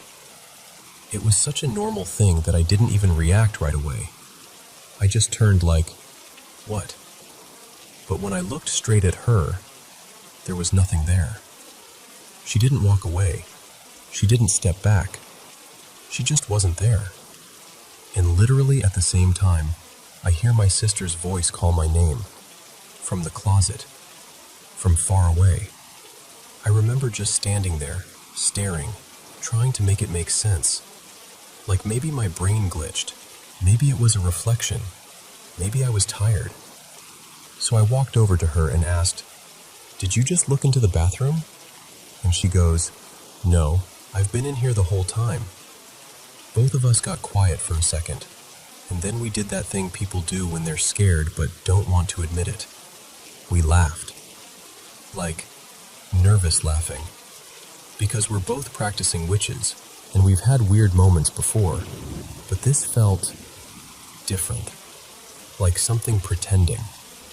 And that's what bothered me the most. Because the spirits in my room, the ones I thought I knew. They'd never tried to scare me, never thrown something off my altar, never mimicked someone I love. My parents are divorced, so I go between houses. I was standing outside my mom's apartment door, keys in hand, and Juna was next to me. I was about to unlock the door when I felt a tap on my shoulder, like a hand. Not a brush, not fabric, not wind. An intentional tap-tap. I whipped around so fast, ready to yell at my sister for messing with me, but she was just standing there with both hands visible, looking confused.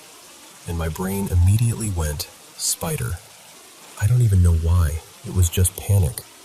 I screamed and started swatting at my shoulder like something was crawling on me, but when I checked, there was nothing. No spider. Nothing. And then, because we're us, we laughed again. Like, "Oh my God, you're so dramatic," and we went inside. But later that night, I couldn't stop thinking, what if that was the moment it attached? Like it followed me in, like it wanted to come with me. I've been staying at my mom's since then, and yesterday morning, I woke up and my legs were covered in bruises. Like, a lot of them. I just stared at them, trying to tell myself I probably bumped into something and didn't notice. Maybe I was restless in my sleep. I didn't want to panic, so I forced myself to act normal. But then in the evening, I went to shower, and while I was in there, my legs started bleeding. Not like a little dot, like actual blood. When I looked, there were scratches on my skin that weren't there before. They were thin, like tiny lines, but the amount of blood didn't match how small they were. It freaked me out so badly I felt cold all over. That was the first time I felt genuinely scared. Not curious scared. Not, that was weird scared. Like, unsafe scared. So I did what I know how to do. I performed a protection spell. I put a glass of salt and water in my room at my mom's, like a boundary, like an anchor, something to catch whatever this is. And I tried to tell myself, I'm protected, I'm okay, I'm in control. But I can't stop thinking about how people always say ghosts don't really follow you. Like, they're tied to places, not people, unless it's something darker. And I hate even letting my mind go there, because I don't want to feed it fear, but I'm terrified. And I keep asking myself, if the spirits I knew were friendly, what is this thing that throws glass, mimics my sister, taps me like it has a hand, and leaves marks on my body? I don't know what to do next. I just know I don't want this in my mom's house, and I don't want it near my sister. And I don't want to feel like I'm being watched in places that are supposed to be safe. So, yeah, that's where I'm at. And I really, really need some idea of what this could be, and what I should do.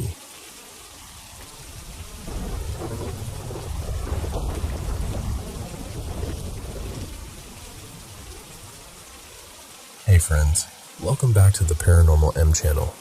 Still having trouble sleeping? Don't worry, I'm right here, doing what I love, and helping you drift off a little easier. Thank you so much for all the love and support you've shown the channel, and for sharing so many of your paranormal experiences with us. If you've got more stories, don't hesitate to send them in. Now, drop a comment and tell me where you're watching from. Turn on your bedside lamp, get comfy in bed, and let's listen to today's paranormal experiences together. Good night. So, I woke up really early one Saturday, the kind of morning where the house is quiet and your brain just starts wandering. And out of nowhere, I got pulled back to when I was little, like preschool little. I don't even know why I remembered it so clearly, but once it came back, it hit me right in the chest. When I was about 3 or 4, I used to mess around on my dad's phone all the time. I'd tap random stuff, play little games, scroll through things I definitely didn't understand. And then there was this one night, late enough that everything felt darker and more serious, and the phone rang. No name, just an unknown number. I remember holding it like it was huge in my hands, and I answered like a little kid answers, like it's no big deal. Me, hello? And this voice comes through, calm, familiar, almost gentle. "Hi, Winnie." I swear my stomach dropped, because nobody called me Winnie except my uncle, my mom's brother, Uncle Ray. And the thing is, Uncle Ray had died not that long before. Maybe a year, maybe 2. Time is fuzzy when you're that small, but I knew he was gone. So I just blurted it out. "Me, who is this?" "It's your Uncle Ray." And I didn't even question it the way an adult would. I reacted like a kid who's been missing someone. "Me, Uncle Ray? Where have you been? I miss you." And he sounded warm, like he smiled while he talked. "I miss you too." I remember my eyes getting all hot, like I was about to cry, but also felt relieved, like, "Oh, there you are." "Me, where are you? Are you okay?" There was this tiny pause, and then he said it, so simply. "I'm okay now. I'm somewhere safe." "Where?" "Heaven." And I just repeated it because I didn't fully get it. "Heaven?" "Yeah, heaven." I remember gripping the phone tighter, like if I held on hard enough, it would bring him closer. "Can I see you?" And his voice softened even more, like he didn't want to disappoint me. "Not right now, but one day, maybe." I didn't know what else to say. I was little. My brain couldn't hold big things like death and heaven and one day maybe. So I did what kids do. I made it simple. "Okay, I'll talk to you later. Bye." "Bye, Winnie. I'll see you." And then the call ended. That was it. No dramatic sound, no weird glitch, no movie moment. Just silence. The next day I told my dad like it was normal. Like, "Hey, Uncle Ray called me." And my dad got serious immediately. He kept shaking his head like he was trying to snap me out of a dream. He said, "No, Winnie, your uncle is gone. You can't talk to him." And I remember feeling confused and kind of frustrated, because I knew what I heard. I knew the way he said my name. I knew the feeling of it. Then years later, just recently actually, I told my mom about it. And she didn't laugh. She didn't brush it off. She got quiet in this way that made my skin prickle. And she said, really calmly, that Uncle Ray had visited her too, more than once, over the years. And honestly, that's the part that made it feel even more real.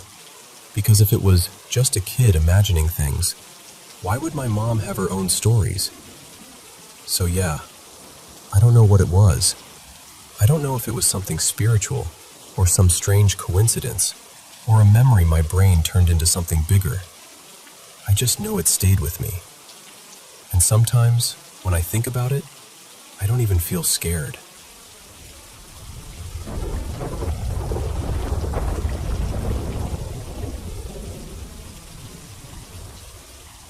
So, I need to tell you what's been going on, because it's one of those things that sounds unreal even as I'm saying it out loud. A couple nights ago, I woke up suddenly with that sharp feeling you get when you swear someone's looking at you. My room was quiet, but my whole body went alert. And then I saw it, this pale, human-shaped haze, like white smoke that somehow had a shape to it. The part that still makes my skin prickle is where it seemed to come from. The tall mirror across from my bed, like it peeled itself right out of the reflection. It didn't rush at me or anything, it just walked. Slow, like it already belonged there. I panicked. I didn't even think. I just bolted out of my room and went straight to my mom's room. Her name's Maribel, and she's the kind of person who sleeps like the world could end and she'd still be comfortable. I was shaking her awake, whisper yelling, trying not to sound completely unhinged. And then, this is the part that made me feel trapped. It followed me. I could see it lingering in the corner, like the air had thickened into a silhouette. I tried to stay calm, but I couldn't sleep. I just stared into that corner, watching it without blinking, afraid that if I looked away, it would get closer. Sometimes it did drift nearer to my mom's side of the bed, and I'd instinctively wave my hand through it like I was shooing smoke away from a candle. I know how ridiculous that sounds, but I was terrified, like primal terrified. The next day, it started messing with things in my room. Small things, but enough to make my stomach drop.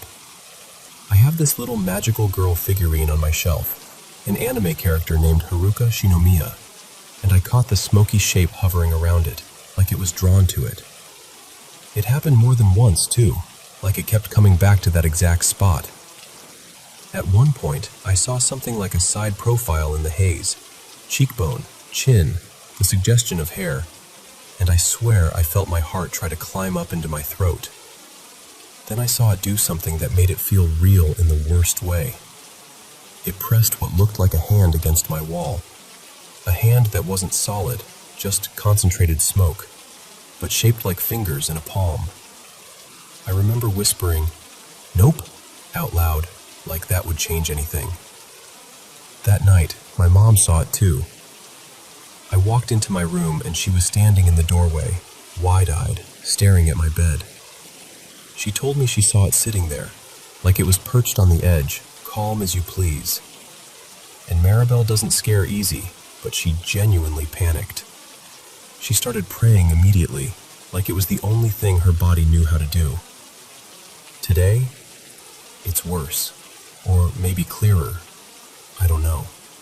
It's like once my brain learned how to see it, it can't stop seeing it. I've been noticing more than one smoky figure now. Different shapes, different corners, different little movements, like they're not all the same presence. If I had to guess, I'd say at least 3, maybe more. It's not like they line up and introduce themselves, you know? It's more like you catch one in the corner of your vision, then another near the doorway, then something faint by the mirror again. Sometimes, when I put my hand near where I see them, I feel temperature changes. A sudden cold, like the air gets sucked out. Or, this one's hard to explain, a tiny warm sting, like a quick little flare of heat right on my skin. Not enough to hurt, but enough that my brain goes, okay, something is there. I have this memory, clear enough that I can't shrug it off, of being half asleep and feeling someone wrap their arms around me from behind, like a spooning hug. It scared me, yes, but it also felt comforting, warm, like somebody trying to calm me down. I remember thinking, I'm too tired to deal with this, and just letting it happen because it felt oddly safe in that moment. That's why I keep going back and forth in my head, because not everything about this feels threatening. But there's a but. Some of them make me feel off, like my whole body heats up, especially my stomach. Earlier, I tried to take a nap, and I felt this weight settle on my chest, like something laid itself there. I got nauseous, jittery, nervous in this deep chemical way, like my body knew it didn't like what was happening, even if my brain couldn't explain it. So now I'm stuck in this awful middle place. Part of me wants to believe maybe they're just there, maybe curious, maybe even protective in their own weird way. And another part of me is terrified, because I've been through something before. When I was younger, I had an experience that felt like possession, and it was genuinely one of the worst days of my life. I don't want to relive anything even remotely like that. I don't want to accidentally invite something in, or let my guard down and regret it. I'm trying to stay calm. I really am. I'm more steady than I was at the start, but I can't pretend I'm not scared. It's the kind of fear that makes you listen to every creak in the house and feel your own heartbeat in your throat. And I keep thinking, if these are spirits, if that's what this is, how am I supposed to tell what's harmless versus what's malicious? What do you even look for? What do you do if they're benevolent? And what do you do if they're not? Honestly, I'm open to anything at this point. Religious, spiritual, pagan, practical, whatever. I just want to know how to protect myself, how to keep my home feeling like my home again, and how to make sure I don't end up in that nightmare place I swore I'd never return to.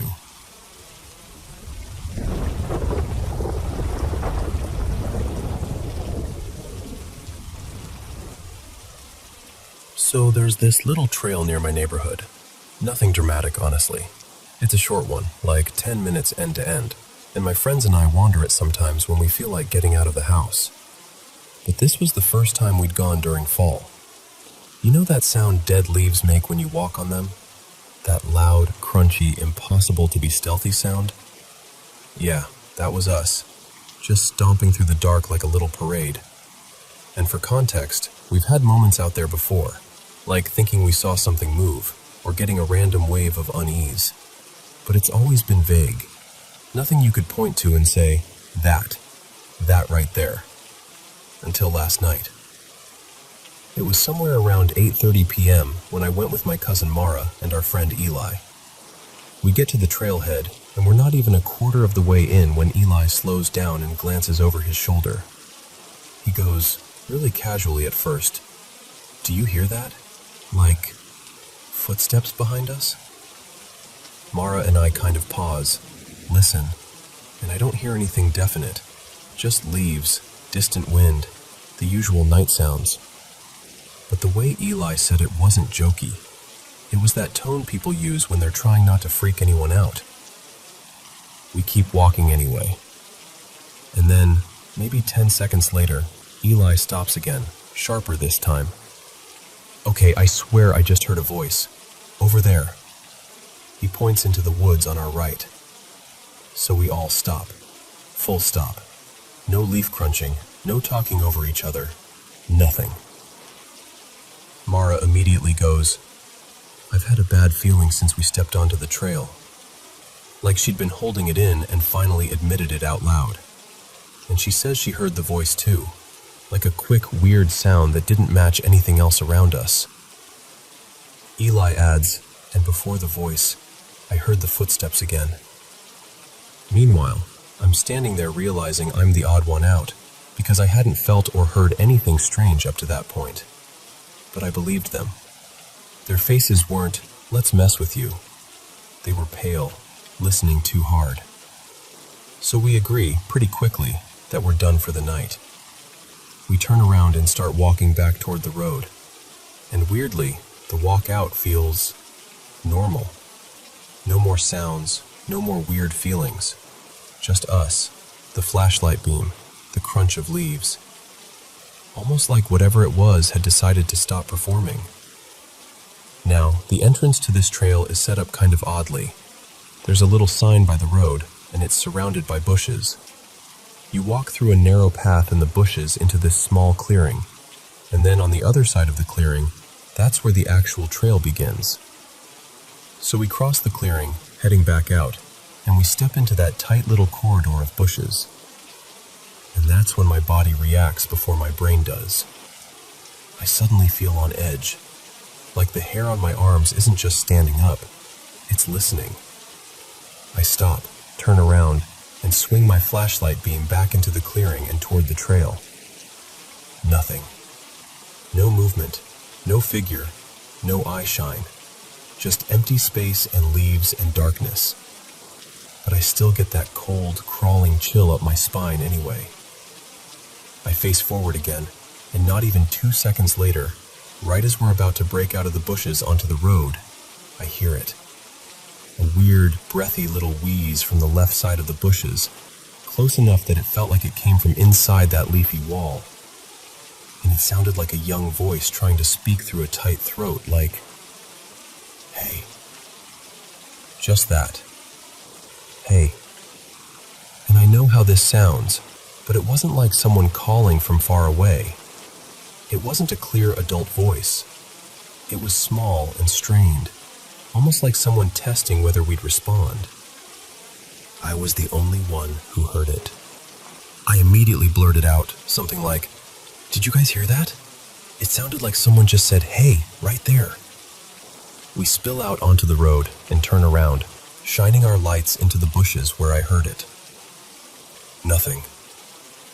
No person, no animal, no rustling, no footsteps, just bushes. So we leave. We go back home, hang out, try to laugh it off, but of course we keep circling back to it, replaying it, comparing what each of us heard, trying to make it fit into something normal. And when I describe the voice, how it was breathy and kind of young, Eli just looks at me and goes, "That's the same thing I heard deeper in the trail." Which didn't make me feel better, at all. And here's the part that's been sitting heavy in my mind since. Earlier this year, Mara and one of her friends went off the trail a bit, just wandering, not thinking, and they found a rope hanging from a tree, like a noose. They showed me the spot another time, and I saw it too, but we never heard anything about someone actually dying out there. No news story, no neighborhood talk, nothing. So I don't know what that means, if it means anything at all. I just know that I already believed in paranormal stuff before this, mostly because I've had my own experiences at home, things I've seen. But last night was the first time I can honestly say I heard something I can't explain. And it was also the first time I've ever had something like this happen with other people there with me, where we were all picking up on pieces of it, like we each caught a different part of the same thing. It's not some huge movie-level haunting story. Nothing chased us. Nothing grabbed us. We got out fine. But it changed something for me, because now it doesn't feel like it's just bad vibes anymore. Now it feels like there's something in there. And the scariest part is how casual it was. Just a quiet little, "Hey," from the bushes, like it wanted me to turn my head one more time.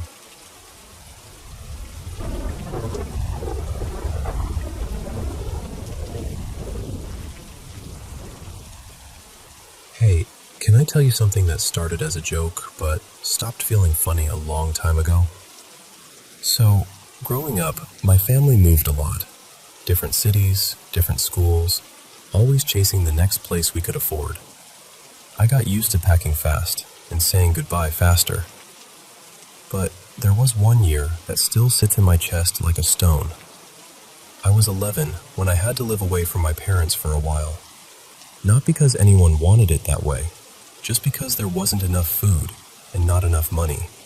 And somehow, I was the problem that could be solved by sending me elsewhere. I ended up in a house with people I barely knew, in a neighborhood that didn't know me at all. And loneliness, wow. Loneliness at that age is loud. It's not quiet sadness. It's like getting hit by a truck and then being expected to act normal. So I started talking. Not to friends. I didn't have those yet. I talked to the things that wouldn't walk away. The plants on the windowsill. The ceiling fan. The moon. The stars whenever I could see them. I'd whisper like they were listening. Like they were keeping my secrets safe. Years went by.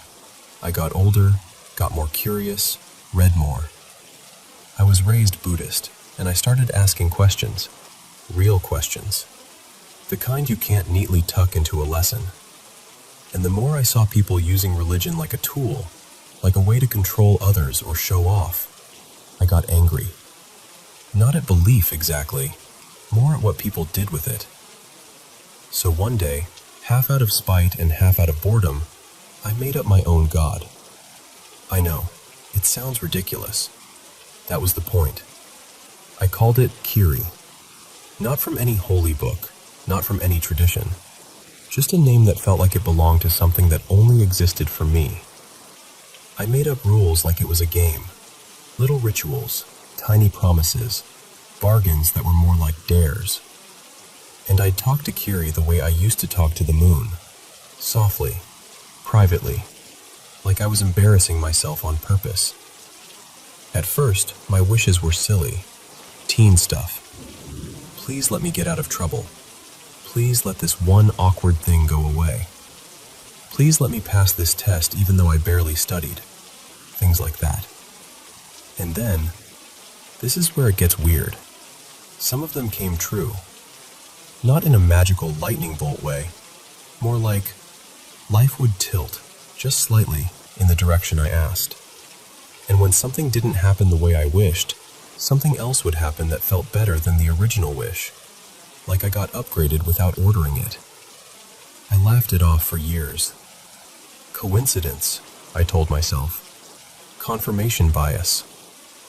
I even liked the idea that my brain was just being dramatic. But then I started doing this thing. I don't even know what to call it. Future guessing? Like, I'd have two possible outcomes in mind. Let's call them option A and option B. And I'd use something random, like flipping a coin or a little spinner app on my phone. I'd tell myself, okay, Kiri, if A is likely, give me the same result 3 times in a row. Like 3 blacks or 3 heads or whatever. And sometimes, it hit 3 in a row. And then later, A would happen. Not every time, but enough times that it started crawling under my skin. I still kept it playful. I treated it like a private joke between me and my imaginary god. If anyone had asked, I would have shrugged and said, I'm just messing around. Then a couple years ago, I got into gotcha. Hard. The kind of hard where you tell yourself you're just spending a little, and then suddenly you're tracking probabilities like it's your job, chasing that one pull that'll finally make you feel satisfied. I started wishing constantly, over and over. And weirdly, the wishes stopped working the way they used to. I got more desperate. I kept asking, kept bargaining, kept pushing, like I could force luck to obey. I told myself, if Kiri won't answer, then fine. What if something darker would? I didn't really believe in devils. Not truly. But I said it anyway, like a dare thrown into the dark. If something's here, if anything's listening, I'll trade something. Years, luck, anything. Just give me what I'm asking for.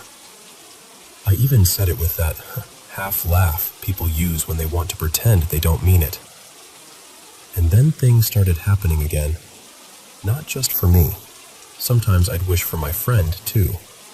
My friend, Mina. She'd ask for something small. An outcome, a message, a moment of luck.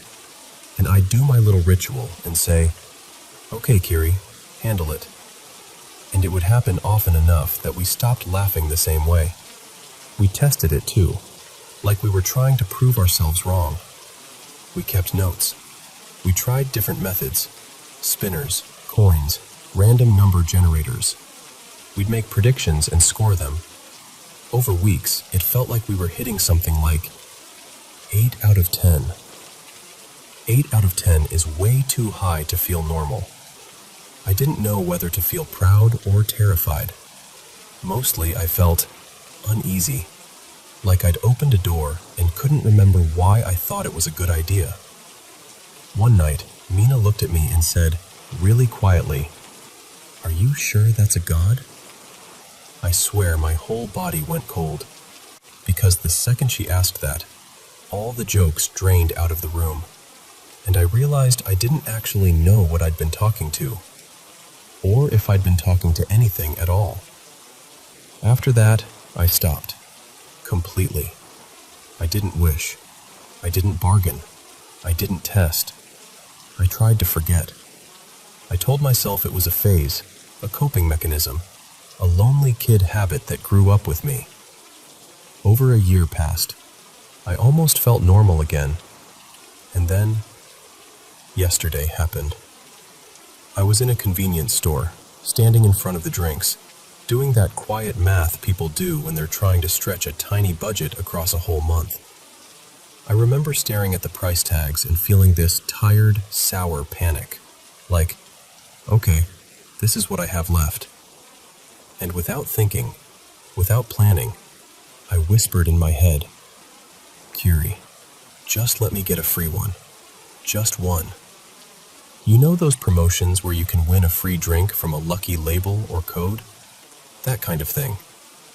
I bought one, and I won. I stood there, blinking at the label like it was a prank.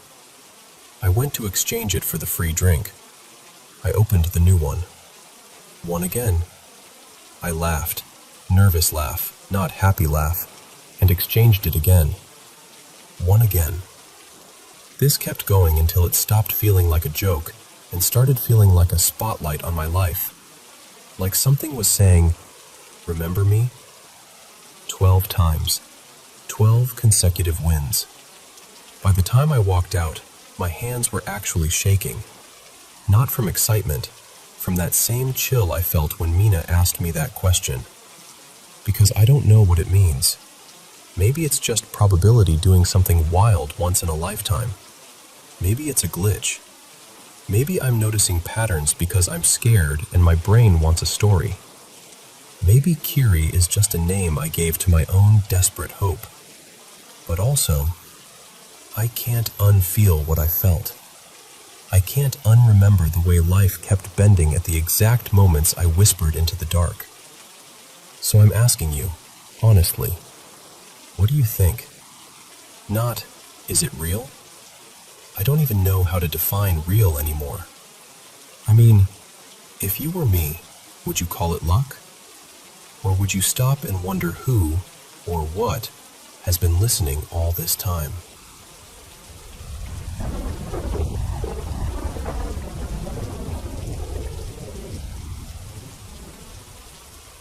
So, let me take you back for a second. When I was around 12, I'm 24 now, I lived in this big, tired old house that always felt like it was holding its breath. We didn't know much about its history, but my family found this brittle newspaper stuffed inside a wall during a renovation, and the date on it was 1934. I remember staring at it like it was a clue from a mystery novel, like the house had just handed us a secret. The place was huge. Not fancy huge, more like, why are there so many doors, and why do half of them lead to weird little nothing rooms huge? I used to count everything, obsessively.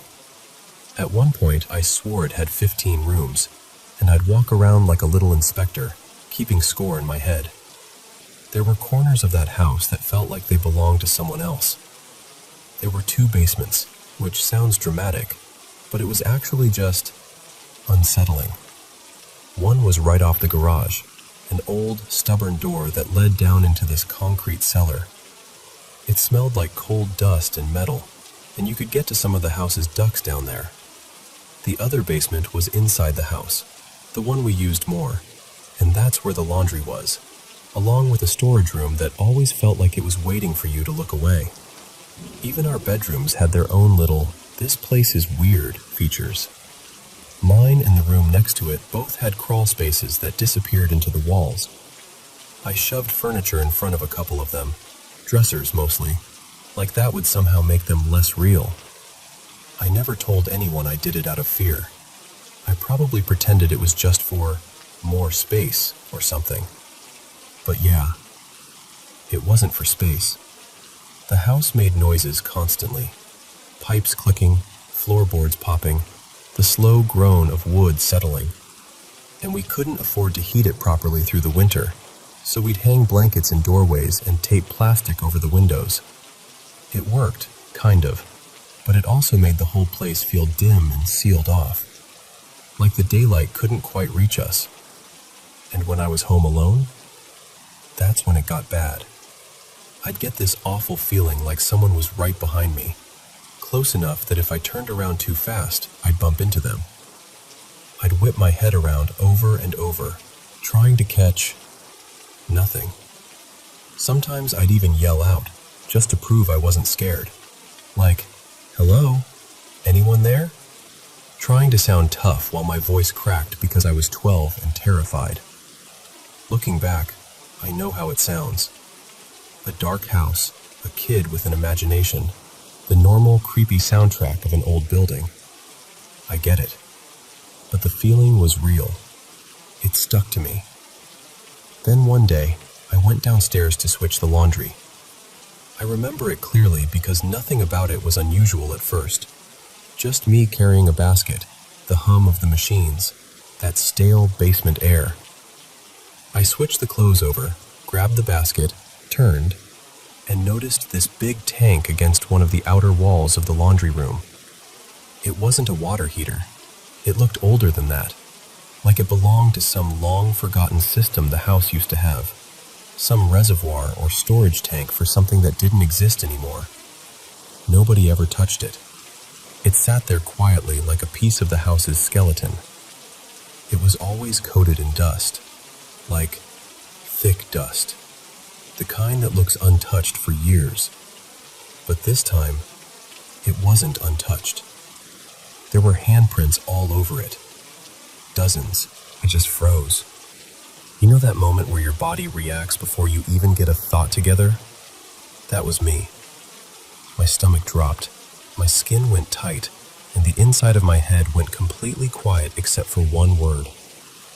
Nope. I don't remember setting the basket down. I don't remember backing away. I remember turning and sprinting up the stairs like something was right behind me. Like if I slowed down, it would grab my ankle. I stayed upstairs the rest of the day. I wouldn't go back down. I didn't even want to walk near the basement door. And the worst part wasn't the tank itself. It was what my mind did afterward.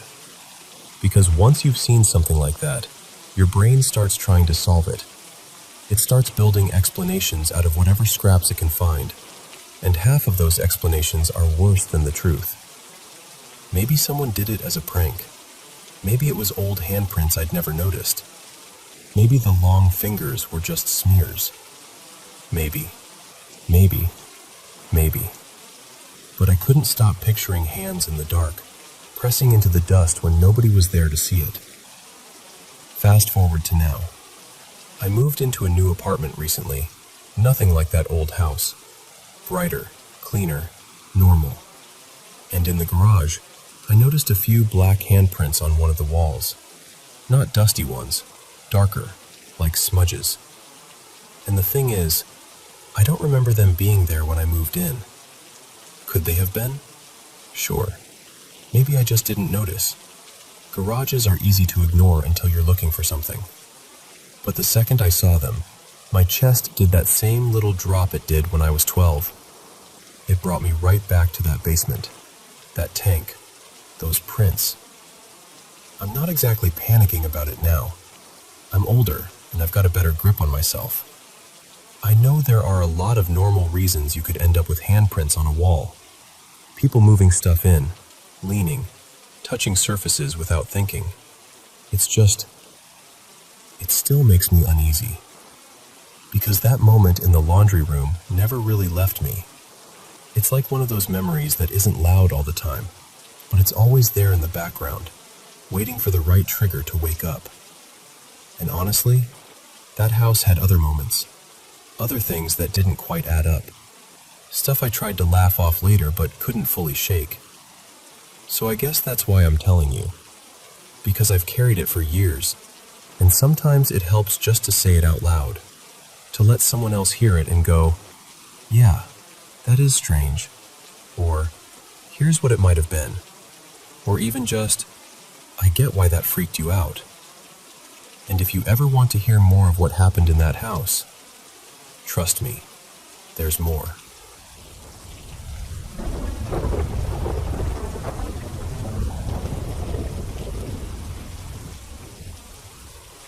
Hey, so I grew up just outside Lewiston, and I've lived around here long enough that most places feel familiar in my bones. That's part of why what happened recently hit me so hard. You probably know what I mean. The shooting. The thing everyone talks about in clipped sentences, like if we keep it small, it won't swallow us. What I'm about to tell you isn't some grand theory, and I'm not trying to solve anything. It's just something that happened to me in the day leading up to it. The kind of story people hear and immediately decide you must be exaggerating. I'm not. I wish I were. So, about 24 hours before everything happened, I had one of those stress spirals where my sense of self starts slipping. If you've never dealt with dissociation, it's hard to explain without sounding dramatic. It's like your mind turns into a tug-of-war rope and you're holding on with burning hands, trying not to get pulled into a version of you that doesn't feel like you. When it gets bad, I do weird grounding stuff. Not dangerous, just symbolic. That night, I decided I was going to burn a small bag of clothes I'd been clinging to, pieces that felt tied to the part of me I was trying to quiet down. Think of it like trying to let go of a skin you're terrified will grow back. There's this wooded area I go to when I need to be alone. People around here have spots like that, little pockets of trees where you can breathe without an audience. And when I got there, I heard gunshots. Not one or two, a lot. Rapid, over and over. Now, this is Maine. Hearing gunfire isn't automatically a red flag. It could have been someone target practicing, could have been a range nearby, could have been any number of normal, everyday things. But that night, it made my stomach go cold anyway. Like my body noticed something my brain hadn't caught up to yet. I kept walking, trying to convince myself I was fine. I made it to a place I sometimes crash when I'm not doing well. A tucked-away spot not too far from this local bar and rec place people know well. Not right next door, but close enough that you could hear the hum of cars if the wind was right. And by then, the gunshots had stopped. The silence afterward was worse. Normally, I'm kind of on autopilot when I'm out there, but that night, I couldn't shake the feeling that I wasn't alone. Not in a spooky, there's a ghost way, but in a very human, very practical way. Like someone else was out there too, watching the same tree line. I told myself I was being paranoid. I even laughed at myself a little like, okay, calm down. You're not the main character in a horror movie. And then I started heading back. When I came out near the path entrance, there was a car parked right where I'd gone in. And I mean right there. Like, lined up parallel to the trail, positioned in a way that made it feel intentional. This isn't a busy pull-off. It's not the kind of place where someone accidentally stops unless they have a reason. My heart started doing that awful hammering thing. I stood there for a second, trying to act normal, because there's this instinct we all have. If you pretend you're not scared, maybe the world will believe you and make it true. But the car didn't move. I left. I didn't call the cops. Around here, people don't always call over gunshots unless they're certain. It's not that folks don't care. It's that you learn, over time, what gets taken seriously and what gets shrugged off. When I got home, I crashed hard, mentally, emotionally. I'm going to be honest with you. I was in a bad place. The kind of place where your thoughts start whispering really cruel options. I didn't do anything, but I got frighteningly close to not wanting to be here anymore. And then I had this experience I still can't put into neat words. It felt like I left. Like I died for a second. Not in a dramatic movie way, more like a light flickering off. And then I came back. The strange part was the feeling that the me I'd been fighting, the other voice, the other self, took the hit. Like it stepped forward and absorbed the fall. And then I opened my eyes and I was still here. I know how that sounds. Believe me, I know. The next day I tried to go to work, but I was foggy. I couldn't eat. I couldn't focus. Everything felt slightly out of sync, like the world was running a fraction of a second ahead of me. Around early evening, I ordered food, some fast food delivery, nothing special. And while I was waiting, this wave hit me. You ever get that deep, physical dread that doesn't start in your thoughts, but in your body? Like something grips you from the inside? That's what it was. It landed in my gut, sharp and cold, and suddenly I was sick, violent, unstoppable sick. And with it came these flashes in my head, a countertop, a jar, a specific angle of light, like a memory trying to force its way through a locked door. And then, this is the part that still makes my throat tighten. I had this sudden sense of childhood trauma. Not a full movie of it, more like a horrible realization without a clear picture. Like my mind was saying, this happened, but not offering a name or a face. I wasn't trying to invent anything. I wasn't sitting there thinking, let me create a story.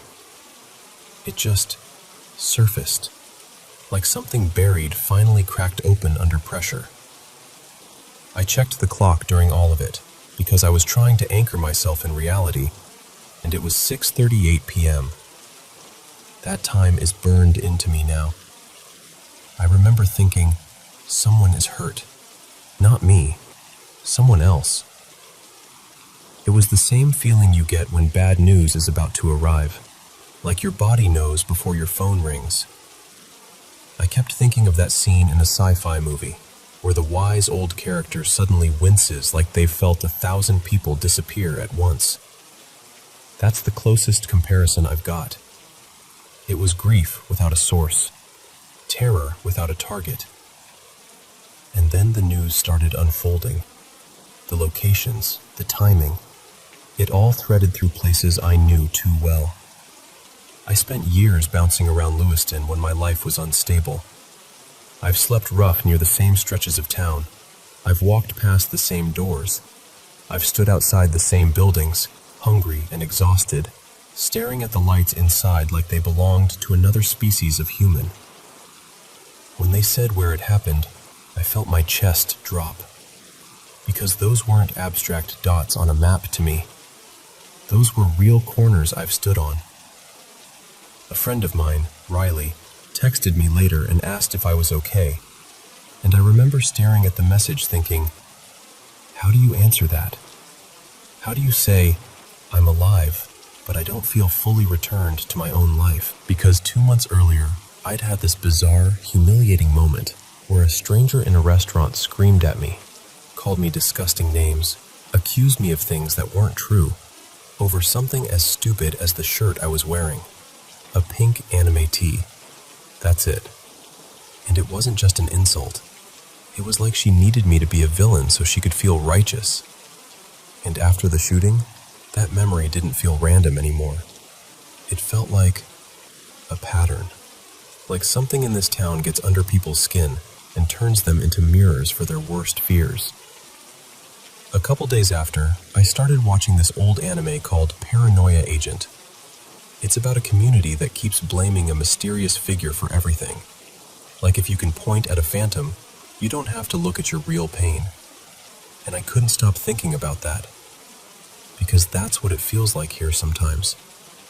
Like there's a shadow that moves through Lewiston.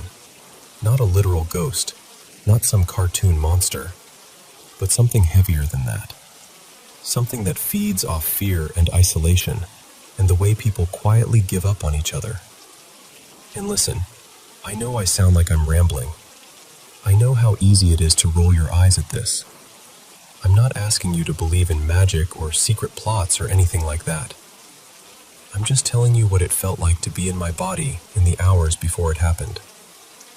The gunshots in the woods, the car at the trail, the sudden sickness and dread, the way my mind cracked open and spilled things I wasn't ready to see, the way the whole town seemed to tilt, like the ground under it had been hollow for a long time. All I know is this: something is wrong here. Maybe it's just trauma layered on trauma. Maybe it's the way pain echoes in a small place and starts sounding like prophecy. But whatever it is, I don't want it to take anyone else.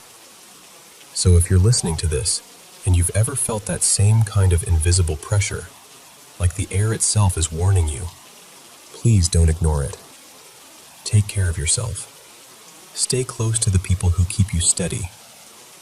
And if you're ever passing through Lewiston and you feel uneasy for no reason, trust that feeling.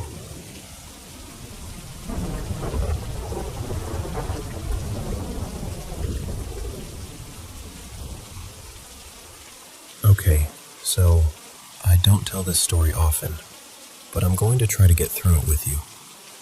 When I was about 6, we moved into this older house that belonged to my dad's parents.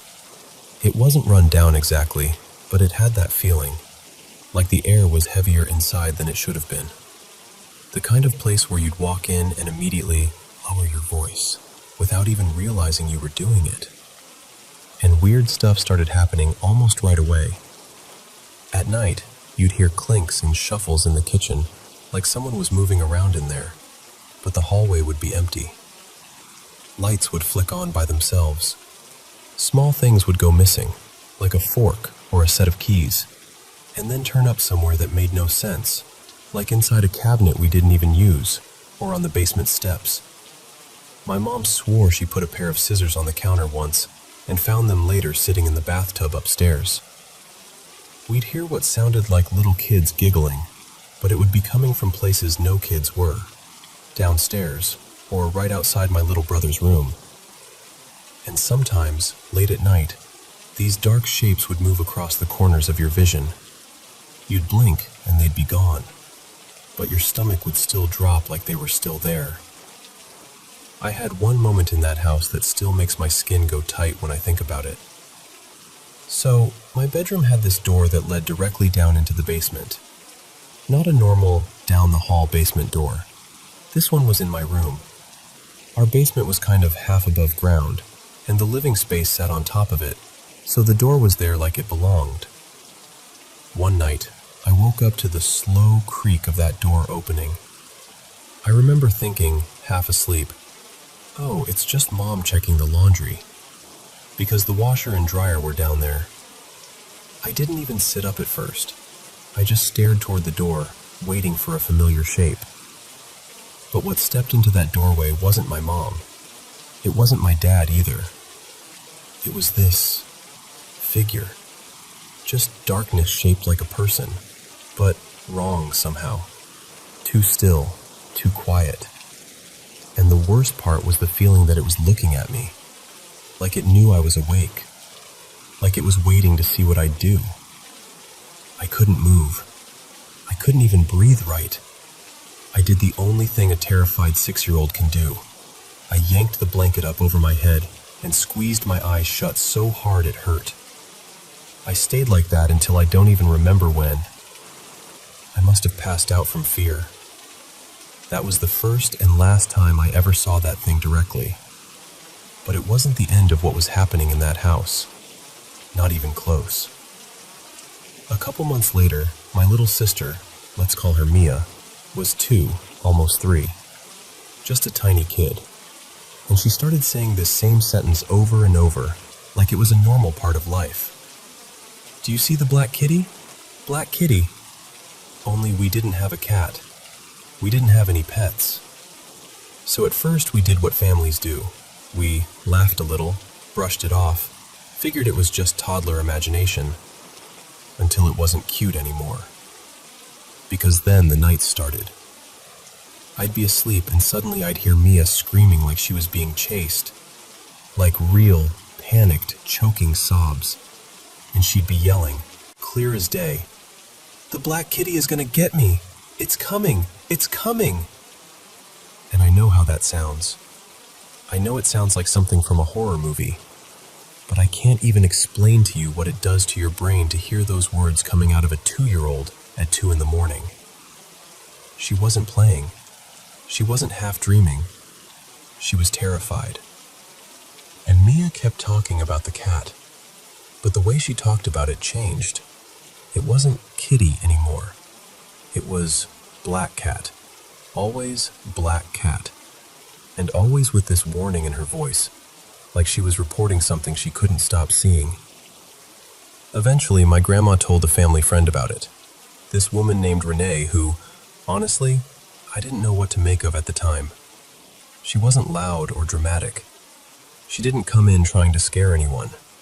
She was calm, gentle, but the second she stepped inside, her whole expression shifted. Like her body registered something before her mind even spoke.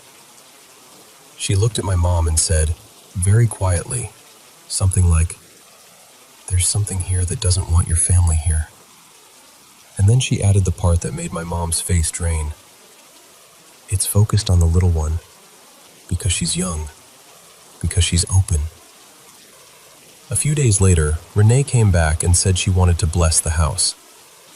She walked room to room, doing what she called anointing, moving slowly, speaking under her breath, touching door frames. The air felt tense, like the house was holding itself still. She did every room, mine, my sister's, the kitchen, the basement door, even the closets, until she got to my mom's bedroom. And then she stopped. She told my mom she couldn't step across that doorway, not even a foot. She said it like it was a rule, like it wasn't up for discussion. My mom was already exhausted and scared out of her mind, so she listened. Renee did something in my mom's room. I didn't see all of it, but I remember how the hall got colder. Not the normal drafty kind of cold, the kind of cold that feels deliberate. When she was done, she told my mom to open the back door that led outside from her room. My mom opened it, and right then, there was this rush, this wave of freezing air that moved through the doorway and out into the night. So cold you could actually see it in the air, like mist. It hit my mom's legs hard enough that her pajama bottoms fluttered, like something had just swept past her. And then, just like that, it was gone. No more giggling, no more footsteps, no lights turning on, no kitchen noises, no missing objects reappearing in weird places, and Mia stopped screaming about the black cat. The house became normal, quiet in a way it had never been before. Not long after that, we moved anyway. My parents didn't want to risk anything starting up again, and honestly, I don't blame them. I still think about it sometimes, even now. It's been years and years, and I can still feel that moment. The creak of the basement door, the weight in the room, the way my whole body turned to ice. And I hate talking about it. I really do. But there's a small part of me that feels like saying it out loud gives it less power. Like I'm finally taking something back from that house. So, yeah, that's what happened. That's the closest I can get to explaining it. And even telling you now, I've got goosebumps.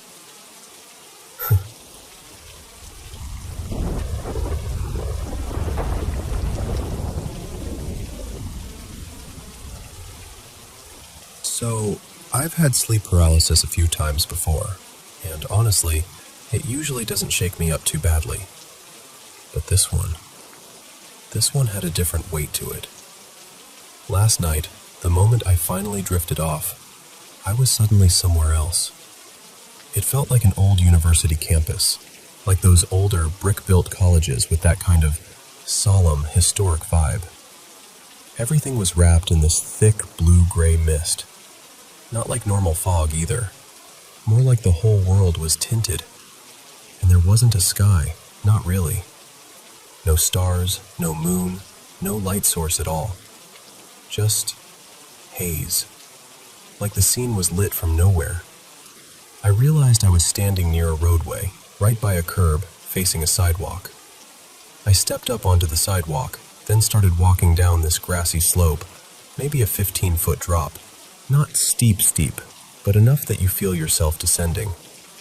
And while I'm walking down, I have this strange awareness that there are people around me. A lot of them. But nobody's interacting. Nobody looks at anyone else. No eye contact. No acknowledgement. Like we're all sharing the same space, but acting like we're alone. At the bottom of the hill, there's this wide sidewalk that runs along the base of a big building. 5 stories tall. Red brick. And the building felt important in the way it loomed over everything. What grabbed me immediately were these 2 massive arched passageways, each one maybe 20 feet tall, set apart from each other, like 40 feet or so. And both of them were filled with this dark black mist. Not shadow, mist, like something thick and moving. I couldn't see into either archway at all. Between those arches, up on the 3rd floor, were 4 large windows. Wooden frames, divided into multiple panes, with arched accents at the top. They were pitch black, no reflections, No hint of the foggy sky. Nothing. Just blank darkness, like someone had cut holes into the world. I'm about halfway down the slope when I see him. Not running, not rushing, just appearing in a way my brain couldn't fully explain, like he was already there and my eyes only caught up afterward. He stepped through the brick wall directly beneath those windows, between the archways, as if the building wasn't solid at all. He was tall, still, wearing that unmistakable brimmed hat.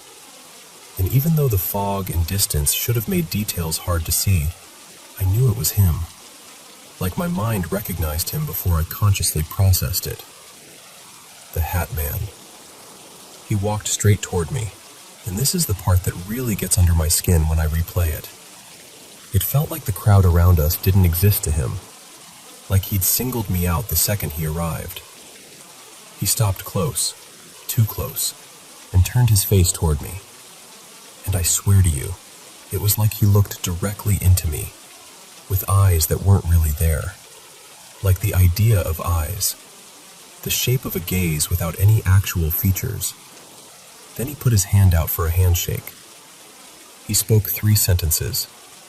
The first one sounded like an introduction, like he said his name or title, but I couldn't understand it. It didn't register as a normal language, more like it slid right off my brain the moment I heard it. The second sentence, I heard perfectly. I'm here now. The third sentence, I remember that I understood it clearly in the moment, and it hit me like it mattered. But the worst part is, I can't recall what it was. Like it got erased. And for a split second, I did something that surprises me even now. I reached my hand out. It wasn't curiosity exactly. It was more one like, he felt familiar. Not friendly, not comforting, but familiar like a presence you felt before. Like déjà vu that has a pulse. As my hand moved, I said, I'm Rowan. Can you repeat the first thing you said? And our hands touched, and that's when I yanked myself back in the only way I could. I shouted, out loud in the dream, maybe out loud in real life too, I'm not sure. I do not accept. The moment I said it, he withdrew his hand. Not angrily, not dramatically, just smoothly, like that was the rule. And then the blackness hit. It swallowed everything. Fog, building, people, like someone turned the universe off. And I snapped into that awful in-between state, fully aware, but trapped in my body. Classic sleep paralysis. I could feel myself trying to wake up, trying to move, trying to force sound out. I was panicking, but also weirdly focused, like wake up, wake up, wake up was the only thought that mattered. Next to me in bed, my partner, Maya, was there. I tried to get her attention. I tried saying her name. I tried moving my leg, nudging her, anything. I don't even know what finally did it, but she stirred. And the moment she put her hand on me, I jolted awake so hard it startled her. Like I snapped back into myself all at once. I told her, I had a bad dream. And she looked at me, half asleep but serious, and she said, Yeah, I know. I was having a really weird dream too. That part still messes with me because I wasn't even trying to spook her. But it felt like something had leaked across the room, you know? Like the atmosphere followed me back. I wanted to explain everything right then, but she's the type who really doesn't handle scary stuff before bed. So I just let it go. We both went back to sleep. But today I can't stop thinking about it. I've done a little digging, nothing intense, just reading what people say about the Hat Man and sleep paralysis. And what's strange is, people see him all the time. They describe him all the time. But I haven't really found many who say they actually spoke to him, or touched him, or had him offer a handshake like that. So I keep circling the same question in my head. If he reached out like that, if he said, I'm here now, what would have happened if I did accept? And maybe this sounds naive, but part of me feels this stubborn pull, like I want to find him again. Not because I'm looking for trouble, more like I want answers. Like I want to face whatever that was on my own terms. Because I can't shake the feeling that that handshake meant something. And I said no. And he listened.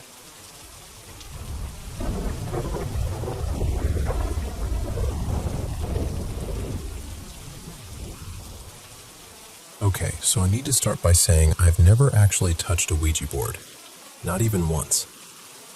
I grew up in a really traditional Catholic household. The kind where you go to Catholic school because it's just what you do. And every adult in your life talks about faith like it's as practical as locking your front door at night. I'm not practicing anymore, but the fear they planted? Yeah, that stuck. I still remember this one teacher in high school, Mr. Donnelly, trying to explain why Ouija boards were dangerous, and he put it in a way I've never forgotten. He said it was like picking up your phone, turning on location services, dialing a random number, and having absolutely no idea who's going to answer. That image got under my skin. My parents acted like anything occult wasn't just a bad idea, it was an invitation. They had real, vivid beliefs about possession, exorcisms, all of it. I grew up hearing those stories the way other kids hear campfire tales, except mine were told at the dinner table with full sincerity. So fast forward I get to college, and I meet my best friend, Tessa. Immediately click. She's warm, funny, grounded. The kind of person who makes a dorm room feel like home even if it's just cinder block walls and mismatched bedding. Tessa also had these two friends she'd lived with the year before, Marin and Jules. They didn't end up in the same place the next year, but they still floated around us a lot, especially early on. And I don't know how to say this without sounding dramatic, but from the start, something about them felt off to me. Not like I don't like their vibe, but more like my body would tense up when they came into the room. Marin could be negative in this kind of cold, cynical way, but Jules was different. Jules was quiet, intense, like there was always something heavy standing just behind her. Later I learned she'd been through a lot, serious trauma, the kind that shapes the way someone moves through the world, and she'd never really gotten help for it. It wasn't just sadness, it was like she carried a storm around with her. One afternoon, Tessa and I were sitting on her bed talking about religion, how neither of us was very church anymore, but we still believed in something bigger. Like we had our own private rituals, our own sense that there's more going on than what you can see. And I finally admitted, kind of awkwardly, I don't know what it is, but Jules gives me weird feelings. Tessa got quiet, like quiet. And when I asked if she knew what I meant, she just nodded and said, "Yeah, I didn't want to freak you out." Then she told me this thing that still makes my scalp prickle even now. Apparently Jules had this antique doll, something she'd pulled from her grandparents' attic and became obsessed with. She carried it around more than you'd expect someone our age to. And Jules claimed there was a spirit attached to it. She had a name for it. She called it the Long Man. Tessa told me that when she lived with Jules and Marin the year before, they used a Ouija board all the time to talk to him. Like it was a normal activity, like watching TV together. She said she never participated, but she was around it enough that it seeped into her life anyway. And then she told me what she experienced. She said she would wake up from naps, middle of the afternoon, sunlight still coming through the blinds, and see this huge, billowing shape in the corner of her room. Not a person exactly, more like a tall presence wrapped in shadow, as if the air itself had mass. She said she'd blink and sit up and it would still be there, unmoving, just watching. And then there was the Ouija board incident. Tessa swore to me that once she walked into the living room while they were mid-session, and the little planchette, the piece your fingers rest on, shot off the board like it had been snapped from a rubber band. It flew toward her, not gently, not like it slid, like it got thrown. Jules apparently just said, very casually, he doesn't like extra people. Tessa told me that as move-out got closer, the presence started showing up nearer to her bed, like it was closing distance. And one night, she woke up and felt like it was right there. Not in the corner anymore, but looming over her. So close she could barely breathe. She said she couldn't scream. She couldn't move. Just this crushing sense of being pinned under something immense. And then, after she moved out, it stopped. Like it had been tied to that place. Or to them. The part that really messed with me came the next year. A girl we both knew, Lena, ended up moving into that same dorm apartment. I knew Lena from campus stuff and from bonding over being raised Catholic. She was still practicing, still wore a little medal sometimes, but she was also the kind of person who didn't judge me for stepping away. One day, Tessa and I ran into her at the university housing office, and Lena looked wrecked, like she hadn't slept in weeks. Her skin had that hollow, papery look. When I asked if she was okay, she just crumpled. Tears immediately. No warning. So we took her to grab coffee, and once she caught her breath, she told us what had been happening in the apartment. Cabinet doors flying open, slamming shut so hard the wood rattled. Her front door opening and slamming like someone was trying to break in. She actually called the police, and the officers showed up, looked around, didn't find anything, and this is the part that makes me angry for her. They laughed like she was wasting their time. But the worst part wasn't the noise. She said when she tried to sleep, she'd wake up to something cold hitting her face, like a hand smacking her cheek. Not a dream jolt, not a twitch. A deliberate, flat-palmed smack. Again and again. And then she started seeing it.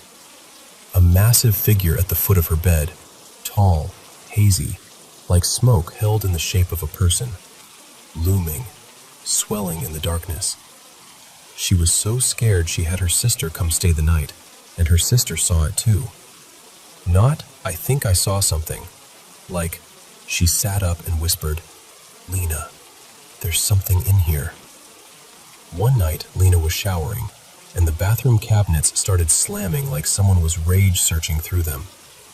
Then the shower curtain whipped back, ripped open so fast it snapped on the rings, and she heard footsteps pounding up and down the hall outside the door, running, back and forth, like something pacing. That's why she was at housing, begging for a reassignment. Tessa, trying to help, told her, you should talk to Jules. She lived there. So Lena did. And Jules, apparently, laughed. Just straight up laughed. And said something like, he doesn't like strangers. Good luck. Lena stayed in that apartment for the rest of the school year because there weren't openings and housing basically shrugged at her. She just endured it. A couple years later, I ran into her again, and I asked, carefully, if things ever got better. She got this distant look and said there was one final night that felt like a turning point. She and her sister were in the bedroom. Lena had a crucifix on the wall, just a simple one, and she said it started shaking, like vibrating in place. Then it fell, not slipped, fell like it had been yanked. The closet door started opening and slamming hard enough to make the hangers rattle, and her sister said, very firmly, don't look, just pray. So they did. They started saying prayers out loud. Catholic prayers Lena knew by muscle memory, even through panic.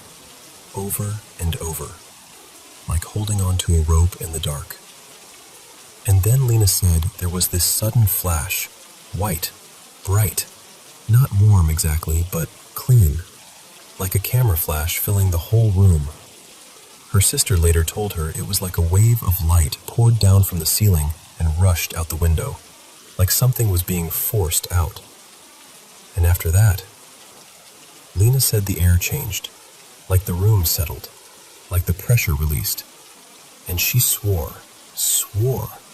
that for the last few months she lived there, nothing happened again.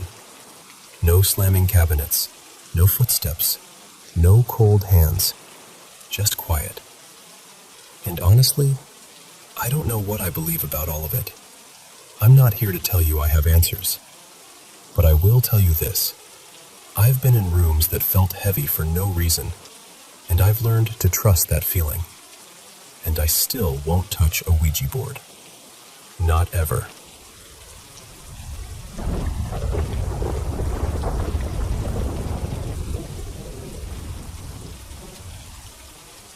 So let me tell you something that still gives me goosebumps when I think about it.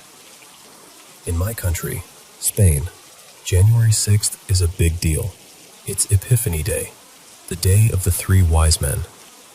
We grow up waiting for them, not Santa, and we give each other gifts like it's our version of Christmas. It was January 6th, 2020, right before the world tilted into the pandemic, and that morning started like any other holiday morning. Until it didn't. My mom, Lucia, was walking across the living room and suddenly her foot didn't move the way it should. Just a tiny thing at first, like her body hesitated. But it wasn't nothing. After a blur of appointments and scans and those awful hospital waiting rooms where time stretches, we learned it was a brain tumor. And in the middle of all that, my parents still did what parents do. They tried to give me joy. That same day, my dad, Javier, handed me an envelope with concert tickets. 2 seats, something my girlfriend at the time, Ines, she's my wife now, and I could go enjoy together. Music was always our thing as a family. We traded concerts like other people trade recipes. I even gave them tickets to a show they'd been excited about, like we were all trying to keep life normal by promising ourselves nights out and loud songs and future plans. Except, none of it happened. COVID arrived like a sudden storm. Concerts were canceled. Hospitals became fortresses. And my mom's treatment got harder and harder. Chemo cycles, weakness, days where she looked smaller in her own clothes. Then, cruelly, she caught COVID while already hospitalized. She was too drained to fight it. She died in the ICU not long after. And then, when I was still trying to understand how a house can feel so quiet after someone is gone, life did it again. About a year later, maybe a little more, my dad died suddenly of a heart attack while hiking in the mountains. He was with his best friend, doing the thing he loved most. Somehow that detail is both comforting and unbearable at the same time. After that, their house became complicated. Not just physically full of stuff, but emotionally full. Every drawer felt like a time capsule. Every sweater still held a shape. I put off sorting anything for ages because it wasn't just cleaning out a house. It was deciding what parts of them I could keep without falling apart. Eventually, one afternoon, I went over alone and told myself I'd just do a little. No big heroic purge. Just open a few cabinets, take a few boxes, breathe through it. And that's when it happened. I was in the TV room, same old room, same shelf, same dusty familiar light, and I noticed a white envelope sitting there like it had been waiting. Not hidden, not tucked behind books, just there. Before I even picked it up, I felt this strange certainty in my stomach. Like my body knew what my eyes hadn't confirmed yet. Inside were the concert tickets. The last gift my parents had given me. The ones I'd never used. The night out I never got to have with Ines. The future that got erased. But there it was, right in front of me. Like someone had placed it gently in my line of sight. I told a couple friends about it, the ones who aren't quick to laugh things off, and they said something that made my throat tighten. They said maybe it was a message. Not some dramatic ghost movie moment, just a nudge. A reminder, like we're still here in some way. We still love you. We didn't make it to your wedding, but we did give you something meant for the life you're living now. Don't forget to enjoy it. And then there's the logical version, the one I can hear in my own head too. Maybe I put it there myself and forgot. Maybe grief scrambled my memory. Maybe my mind wanted it to feel like them because that would mean they were close. Both explanations sit there, side by side, and neither one completely wins. What I can't explain is my reaction. Because if it was a loving sign, it's a beautiful one, right? But when I stood there holding that envelope, instead of feeling comfort, I felt this rush of fear, sharp, animal fear, like the room suddenly had too much air in it. My heart started pounding and I had to leave the house. I walked out like I was escaping something, even though nothing was chasing me. And I still don't really know why. Maybe part of me wanted a sign so badly, and another part of me was terrified of what it would mean if signs were real. Or maybe it was just the shock of being pulled back into that moment, January 6th, 2020, when everything was still intact for one last breath before it all fell apart. I don't know. But I do know that a plain white envelope with a pair of unused tickets made me feel like my parents were suddenly standing just out of sight. And whether that was memory, coincidence, or something else, it stayed with me.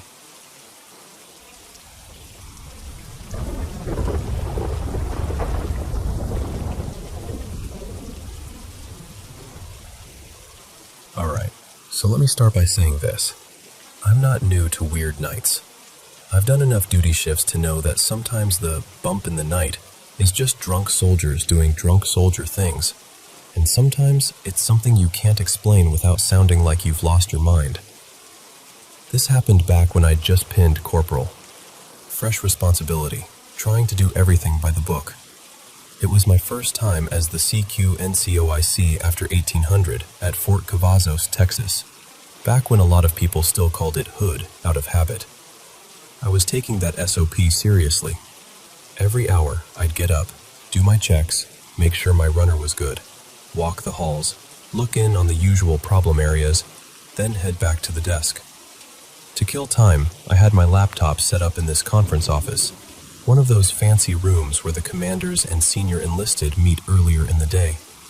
After hours, it's dead quiet, like the building's holding its breath.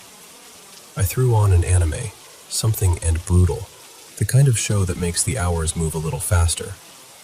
I'm watching, half relaxed but still keeping an eye on the clock, because duty makes you feel guilty for enjoying anything. And then, out of the corner of my eye, I see someone standing in the doorway. Just for a second, a flash. My brain does that quick scan it always does. Male, maybe mid-30s, white guy, average build. But what made my stomach tighten wasn't the fact that someone was there. It was what he was wearing. He had on an old digital camouflage uniform, the older pattern, and it looked perfect. Not wrinkled, not faded, not lived in. Pristine. Like it had never been worn outside of a display case. And he wasn't just standing there casually either. He was squared up like a pissed-off NCO, shoulders back, chest forward. Then he hits me with the knife hand. That hard, sharp point like he's calling me out, like I'm about to get smoked for existing. And then he's just gone. No footsteps, no turning away, no sound. One blink and the doorway's empty. I sat there and told myself the obvious thing. You're tired. It had been a long stretch already. I rolled my shoulders, stood up, stretched, yawned, trying to reset my brain like that would fix it. Then I did my round like normal. Checked on my runner, walked the halls. Everything quiet. I come back, sit down, hit play again. A few minutes later, there he is. Same doorway, same posture. Only this time my mind grabbed onto something else. I recognized him, or at least the shape of him, the vibe. I knew that stance. It hit me like a cold weight in my chest. That looks like Sergeant First Class Marquez. And again, he vanished like smoke. Now I'm fully awake, not sleepy awake, That wired, electric awake where your body is warning you before your brain even catches up. I'm staring at that doorway like it owes me money, trying to make sense of what I'm seeing. The next time he appears, his face is wrong, like it won't hold detail. A blur where features should be. The only thing I can tell for sure is he's got really dark hair. And the knife hand again.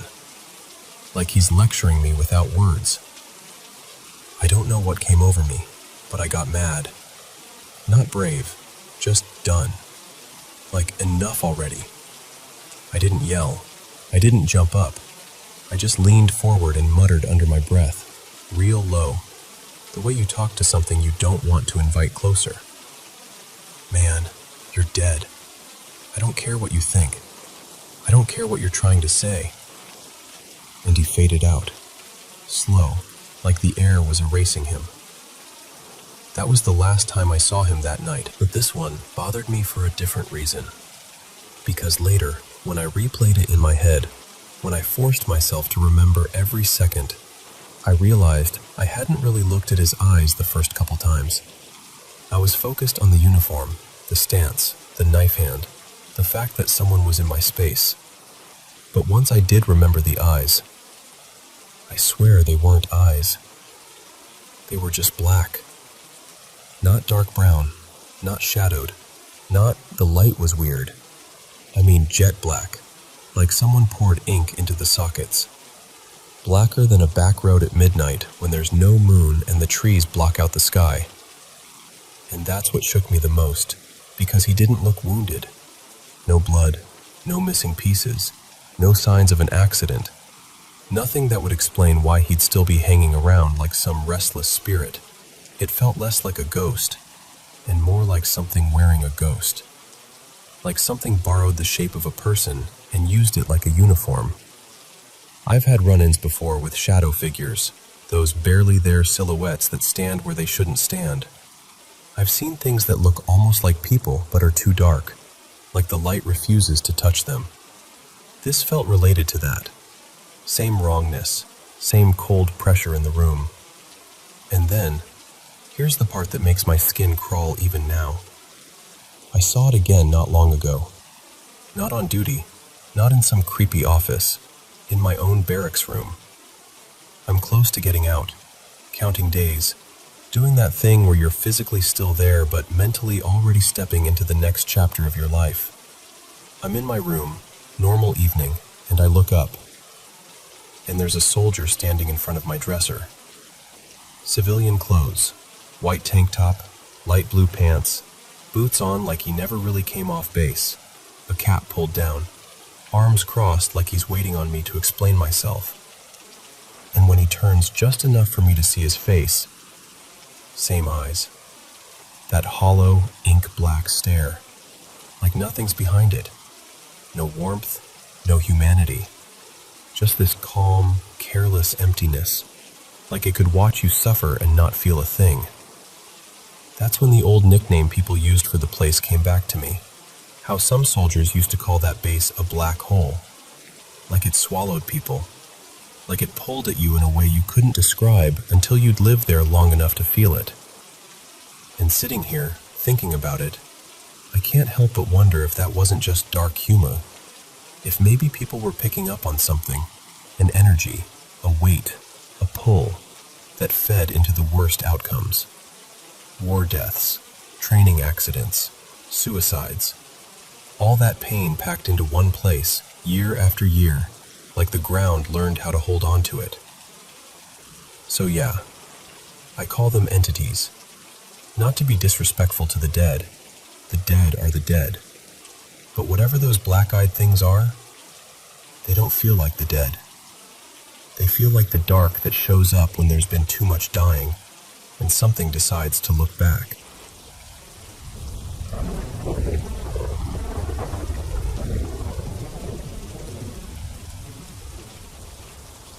It's weirdly hard to talk about this out loud, even now. I kept it to myself for a long time because I didn't want to sound dramatic, or like I was making something out of nothing. But it's been sitting with me, and I think I'm finally ready to say it plainly. So, this happened a few years ago, late spring into summer of 2021. Back then, it was just me and my mom living in this older, creaky house. She worked long shifts, and I was between jobs, so I was home alone a lot. I'd try to keep busy, walk our dog, wash dishes, fold laundry, wipe down counters, just anything to make the day feel normal. And then one afternoon, around lunchtime, maybe a little after 1, I was sitting there eating, half watching something on my phone, when I heard people talking upstairs. Not like a TV, not muffled music, actual voices. It sounded like 2 adults, maybe a man and a woman, mid-conversation, like they'd already been talking for a while. I couldn't make out the words clearly, but I could tell there were 2 distinct voices. They even overlapped sometimes, like one interrupted the other. That detail still sticks with me because it felt casual, like they belonged there. Except they didn't. I was alone. My stomach dropped instantly. I went cold all over, and without thinking too hard, I grabbed my dog, Milo, and locked us in the downstairs bathroom. I remember sitting on the closed toilet lid, holding his collar like that would somehow keep both of us anchored to reality. I stayed in there for maybe 20 minutes, maybe longer, just waiting for my mom, Diane, to come home. And the second I heard her car in the driveway, the voices stopped. I told myself it was something explainable. Pipes, neighbors, sound carrying, my imagination. I wanted it to be something explainable. I figured that was the end of it. But the next day, it happened again. Same kind of thing. Midday, quiet house, and then those 2 voices upstairs, like they were in a room together talking to each other. This time, I didn't hide.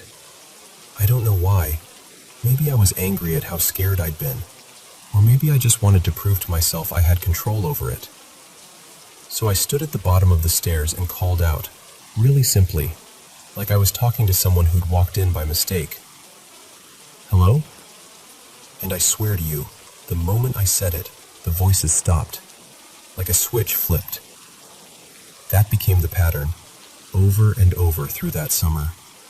I'd hear them when I was home alone, never when my mom was there. If I stayed quiet, they'd go on longer. If I acknowledged it, even softly, it would cut out immediately. And after the voices started, other little things started happening too. Small at first. The kind of stuff you can convince yourself is normal. A door that was cracked now closed. A sound from a room you hadn't been in. A weird thump when the house settled.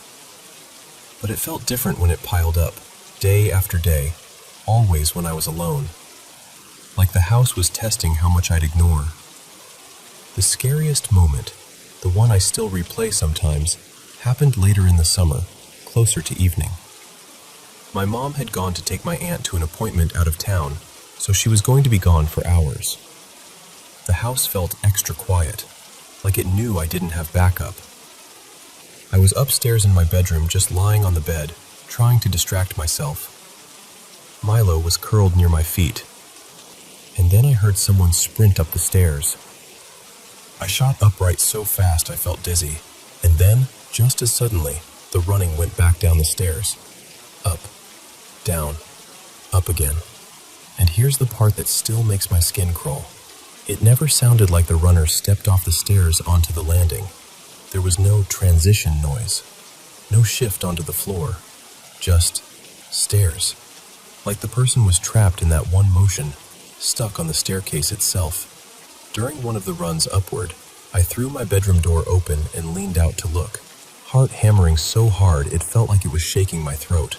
The sprinting stopped instantly, and the staircase was empty. No one. Nothing. Just the dim hallway and the quiet that followed. The kind of quiet that feels too heavy, too intentional. I remember standing there with the door half open, staring and waiting for something to move. Anything. To prove I hadn't imagined it. Milo wouldn't even come to the doorway. He stayed back on the bed, tense, watching me like he didn't want me to go closer. When my mom got home, I told her right away. I was shaken, like I'd been jumped, but she brushed it off, said I was stressed, said the house makes noises, said maybe I'd dozed off and startled myself. And I didn't argue because I didn't even know how to defend something that didn't leave evidence. But the truth is, I know what I heard. And here's why I'm talking about it now. Whatever that was, it didn't feel like it ended when that summer ended.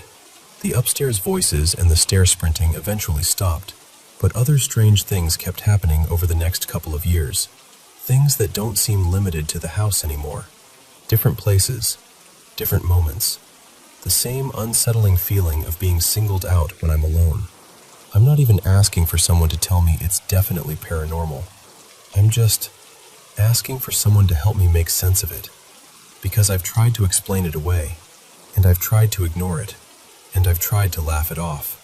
But some part of me still remembers that afternoon, the sound of two people talking upstairs in a house that should have been silent, and I can't shake the feeling that something was there, listening back.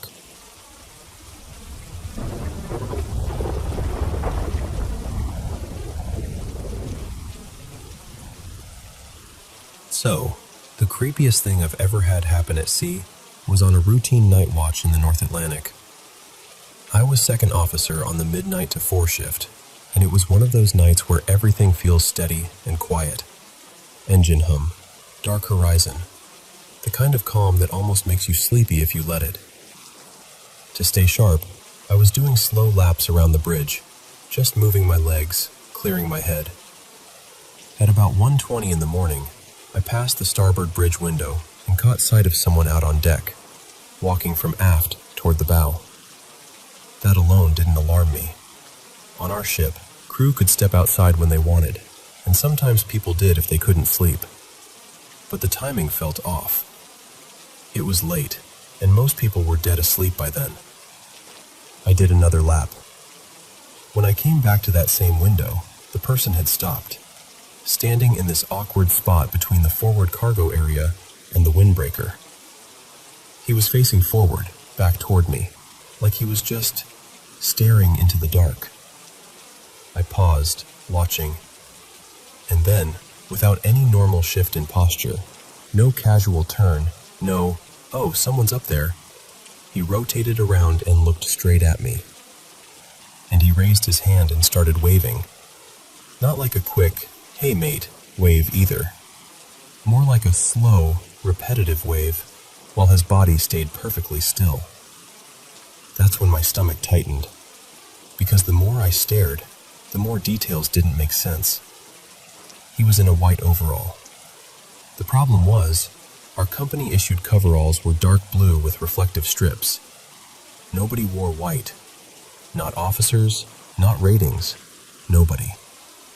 And his helmet was bright yellow. Again, possible in theory, but everyone on board had standard white helmets. The whole thing felt like someone had dressed wrong on purpose. And there was another thing that bothered me. From where he was standing, it shouldn't have been easy for him to see me. The bridge lights were dimmed inside, and with the angle and reflections on the glass, you normally can't look up and clearly make out a person moving around on the bridge unless the lighting is just right. But he was tracking me. Like, as I walked away from the starboard side toward port, his head turned, keeping me in view.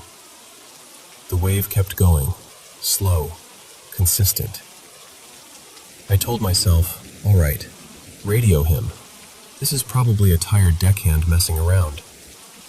So I went to the console, grabbed the handheld radio, and called out, "Starboard deck, this is Bridge. Identify yourself." Nothing. I called again, more firm this time. Still nothing. Just faint static and that empty radio silence you get in the middle of the ocean. And the whole time, through the glass, he just kept waving, watching me. Not moving his feet, not shifting his weight, just waving like a mannequin that had learned one motion. At that point, I didn't even feel curious anymore. I felt uneasy. That prickling feeling you get at the back of your neck when something is wrong and your brain can't quite explain why. So I went to the light panel and switched on the bridge spotlights. the big ones that wash the deck in bright white. The deck flooded with light. I looked up immediately, expecting to catch him mid-prank, squinting, maybe laughing, maybe running.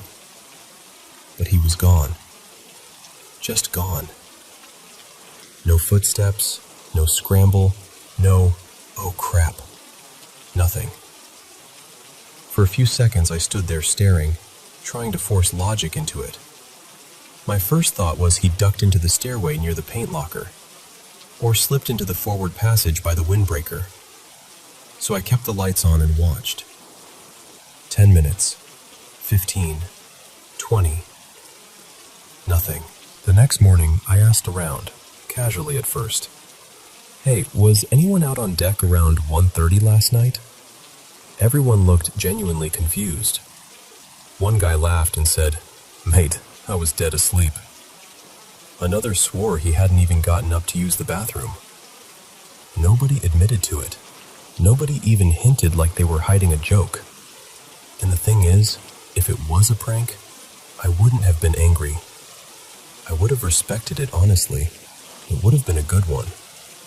But the reactions I got didn't feel like guys trying to keep a secret. They felt like guys who had no clue what I was talking about. Later, I checked the area where he'd been standing. The paint locker access was locked like it always was at night. The forward store entrance was secured, and there wasn't anywhere obvious someone could have hidden and then vanished from in the 2 seconds it took me to turn on those lights. What sticks with me most isn't even the outfit. It's the way he moved, or didn't move. The stiffness, the staring, the slow wave without any warmth in it. Like he wasn't greeting me, like he was just repeating a motion he knew I'd recognize. I've sailed for years, crossed plenty of ocean in the dark, dealt with real emergencies, real fear, and I've never had another moment like that one. I still don't have a clean explanation for what I saw. All I know is, I watched someone walk forward. I watched him turn and wave at me for several minutes. I tried to reach him on the radio, and the instant I hit those floodlights, he disappeared like he'd never been there at all.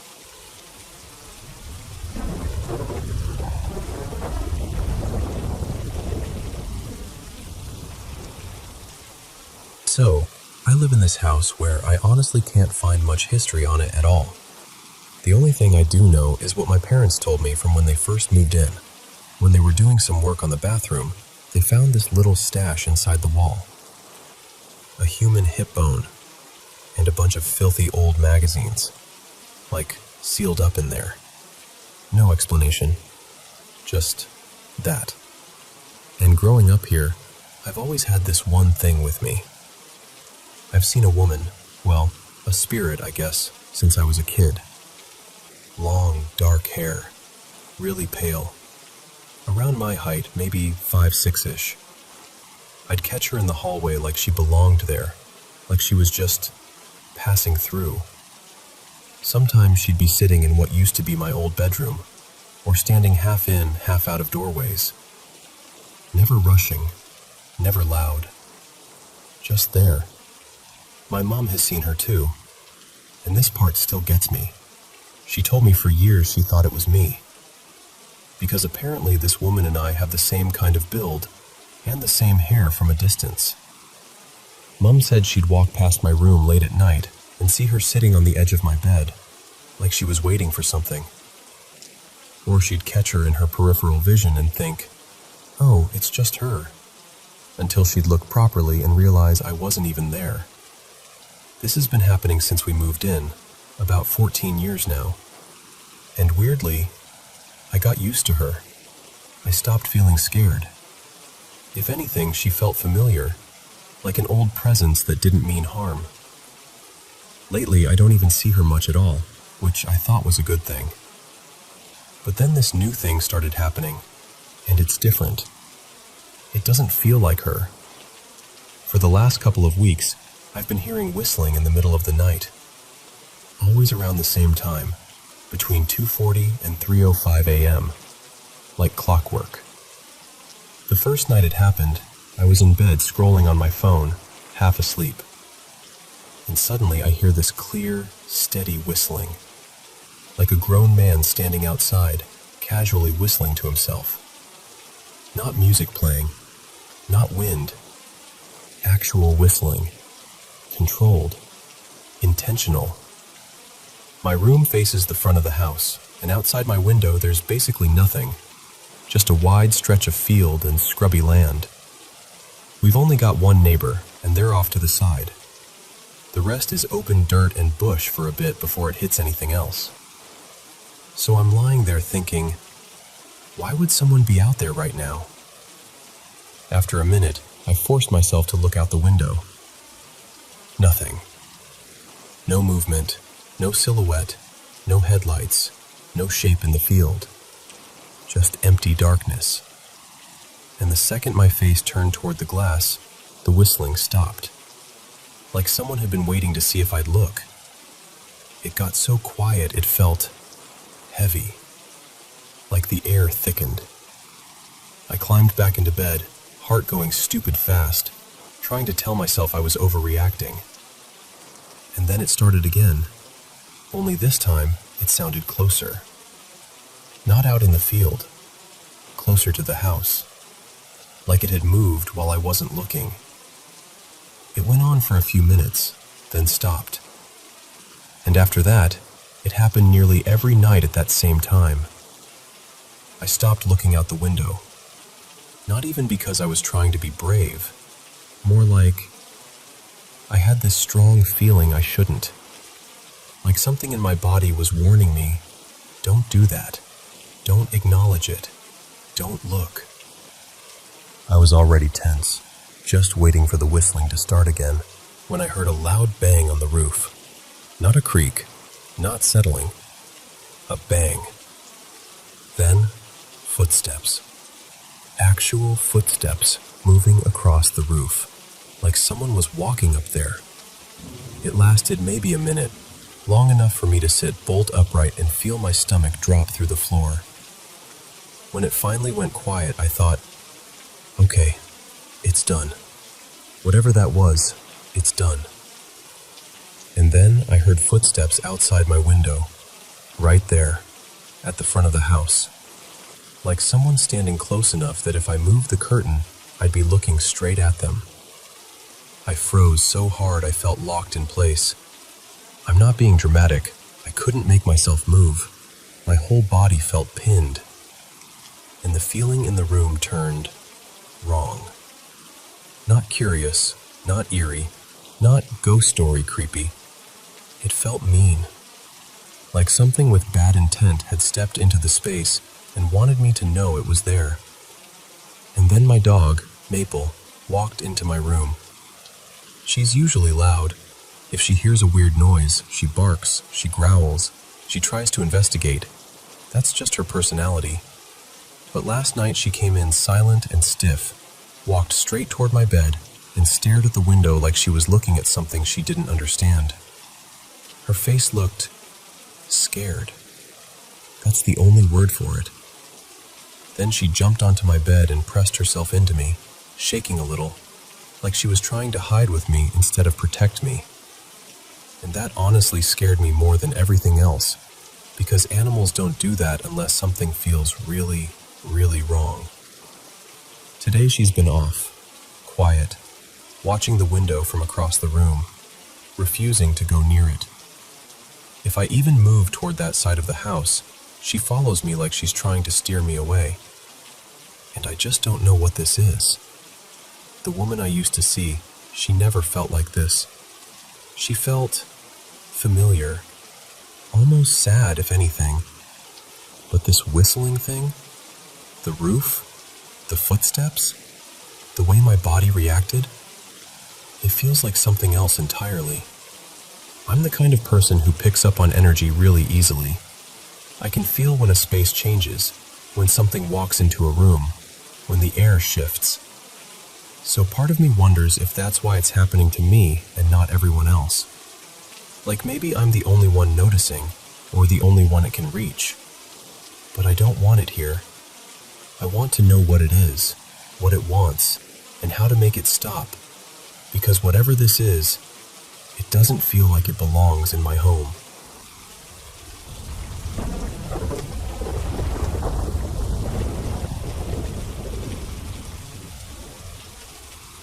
Okay, let me just tell you this the way it happened, because even thinking about it still makes my stomach clench. So, it's late, and I'm in the back seat with my brothers, Eli and Mason, and our mom, Renee, is driving. We're heading to my grandma's place because she hasn't answered her phone all day. Like, not texts, not calls, nothing. And normally she's the kind of person who calls you back too fast. So, yeah, people were getting worried. We turn onto her street, and at first it's just quiet. Normal quiet. But the closer we get, the more something feels off. Like the air inside the car changes. Then Mom pulls into the driveway. And immediately, I notice the porch. My grandma always has this weird little habit. She sits out front and cracks nuts like it's her job. There are always shells. It's practically her signature. The porch is usually a crunchy minefield of broken shells. But this time, nothing. Clean. Like someone swept it spotless. Then I look up at the windows. Grandma always keeps a lamp on after dark. Always. Even if she's asleep, there's usually some warm glow behind the blinds. This house was pitch black. Not a single slice of light. And I swear to you, the second we stopped the car, this sudden dread just hit me, like it rose up out of nowhere and settled in my gut.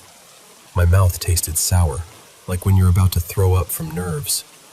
Mom turns the radio down real slow and goes, "Stay in the car." And I'm thinking, oh, don't worry, I wasn't planning on stepping foot in there anyway. She walks up to the porch and tries the screen door. Locked. Okay, fine. Maybe she just latched it. Mom knocks on the inner door, like a firm police knock. And I'm not exaggerating. The door opens way too fast. Like someone was already standing there, hand on the knob, waiting for that exact knock. Instant chills. Full body chills. My grandma, well, grandma, I guess, stands there in the dark and she looks taller. Not by a little either, like she'd gained inches. Her posture was straighter. Her shape looked different. And her face, something about it felt unfamiliar, even though it was her.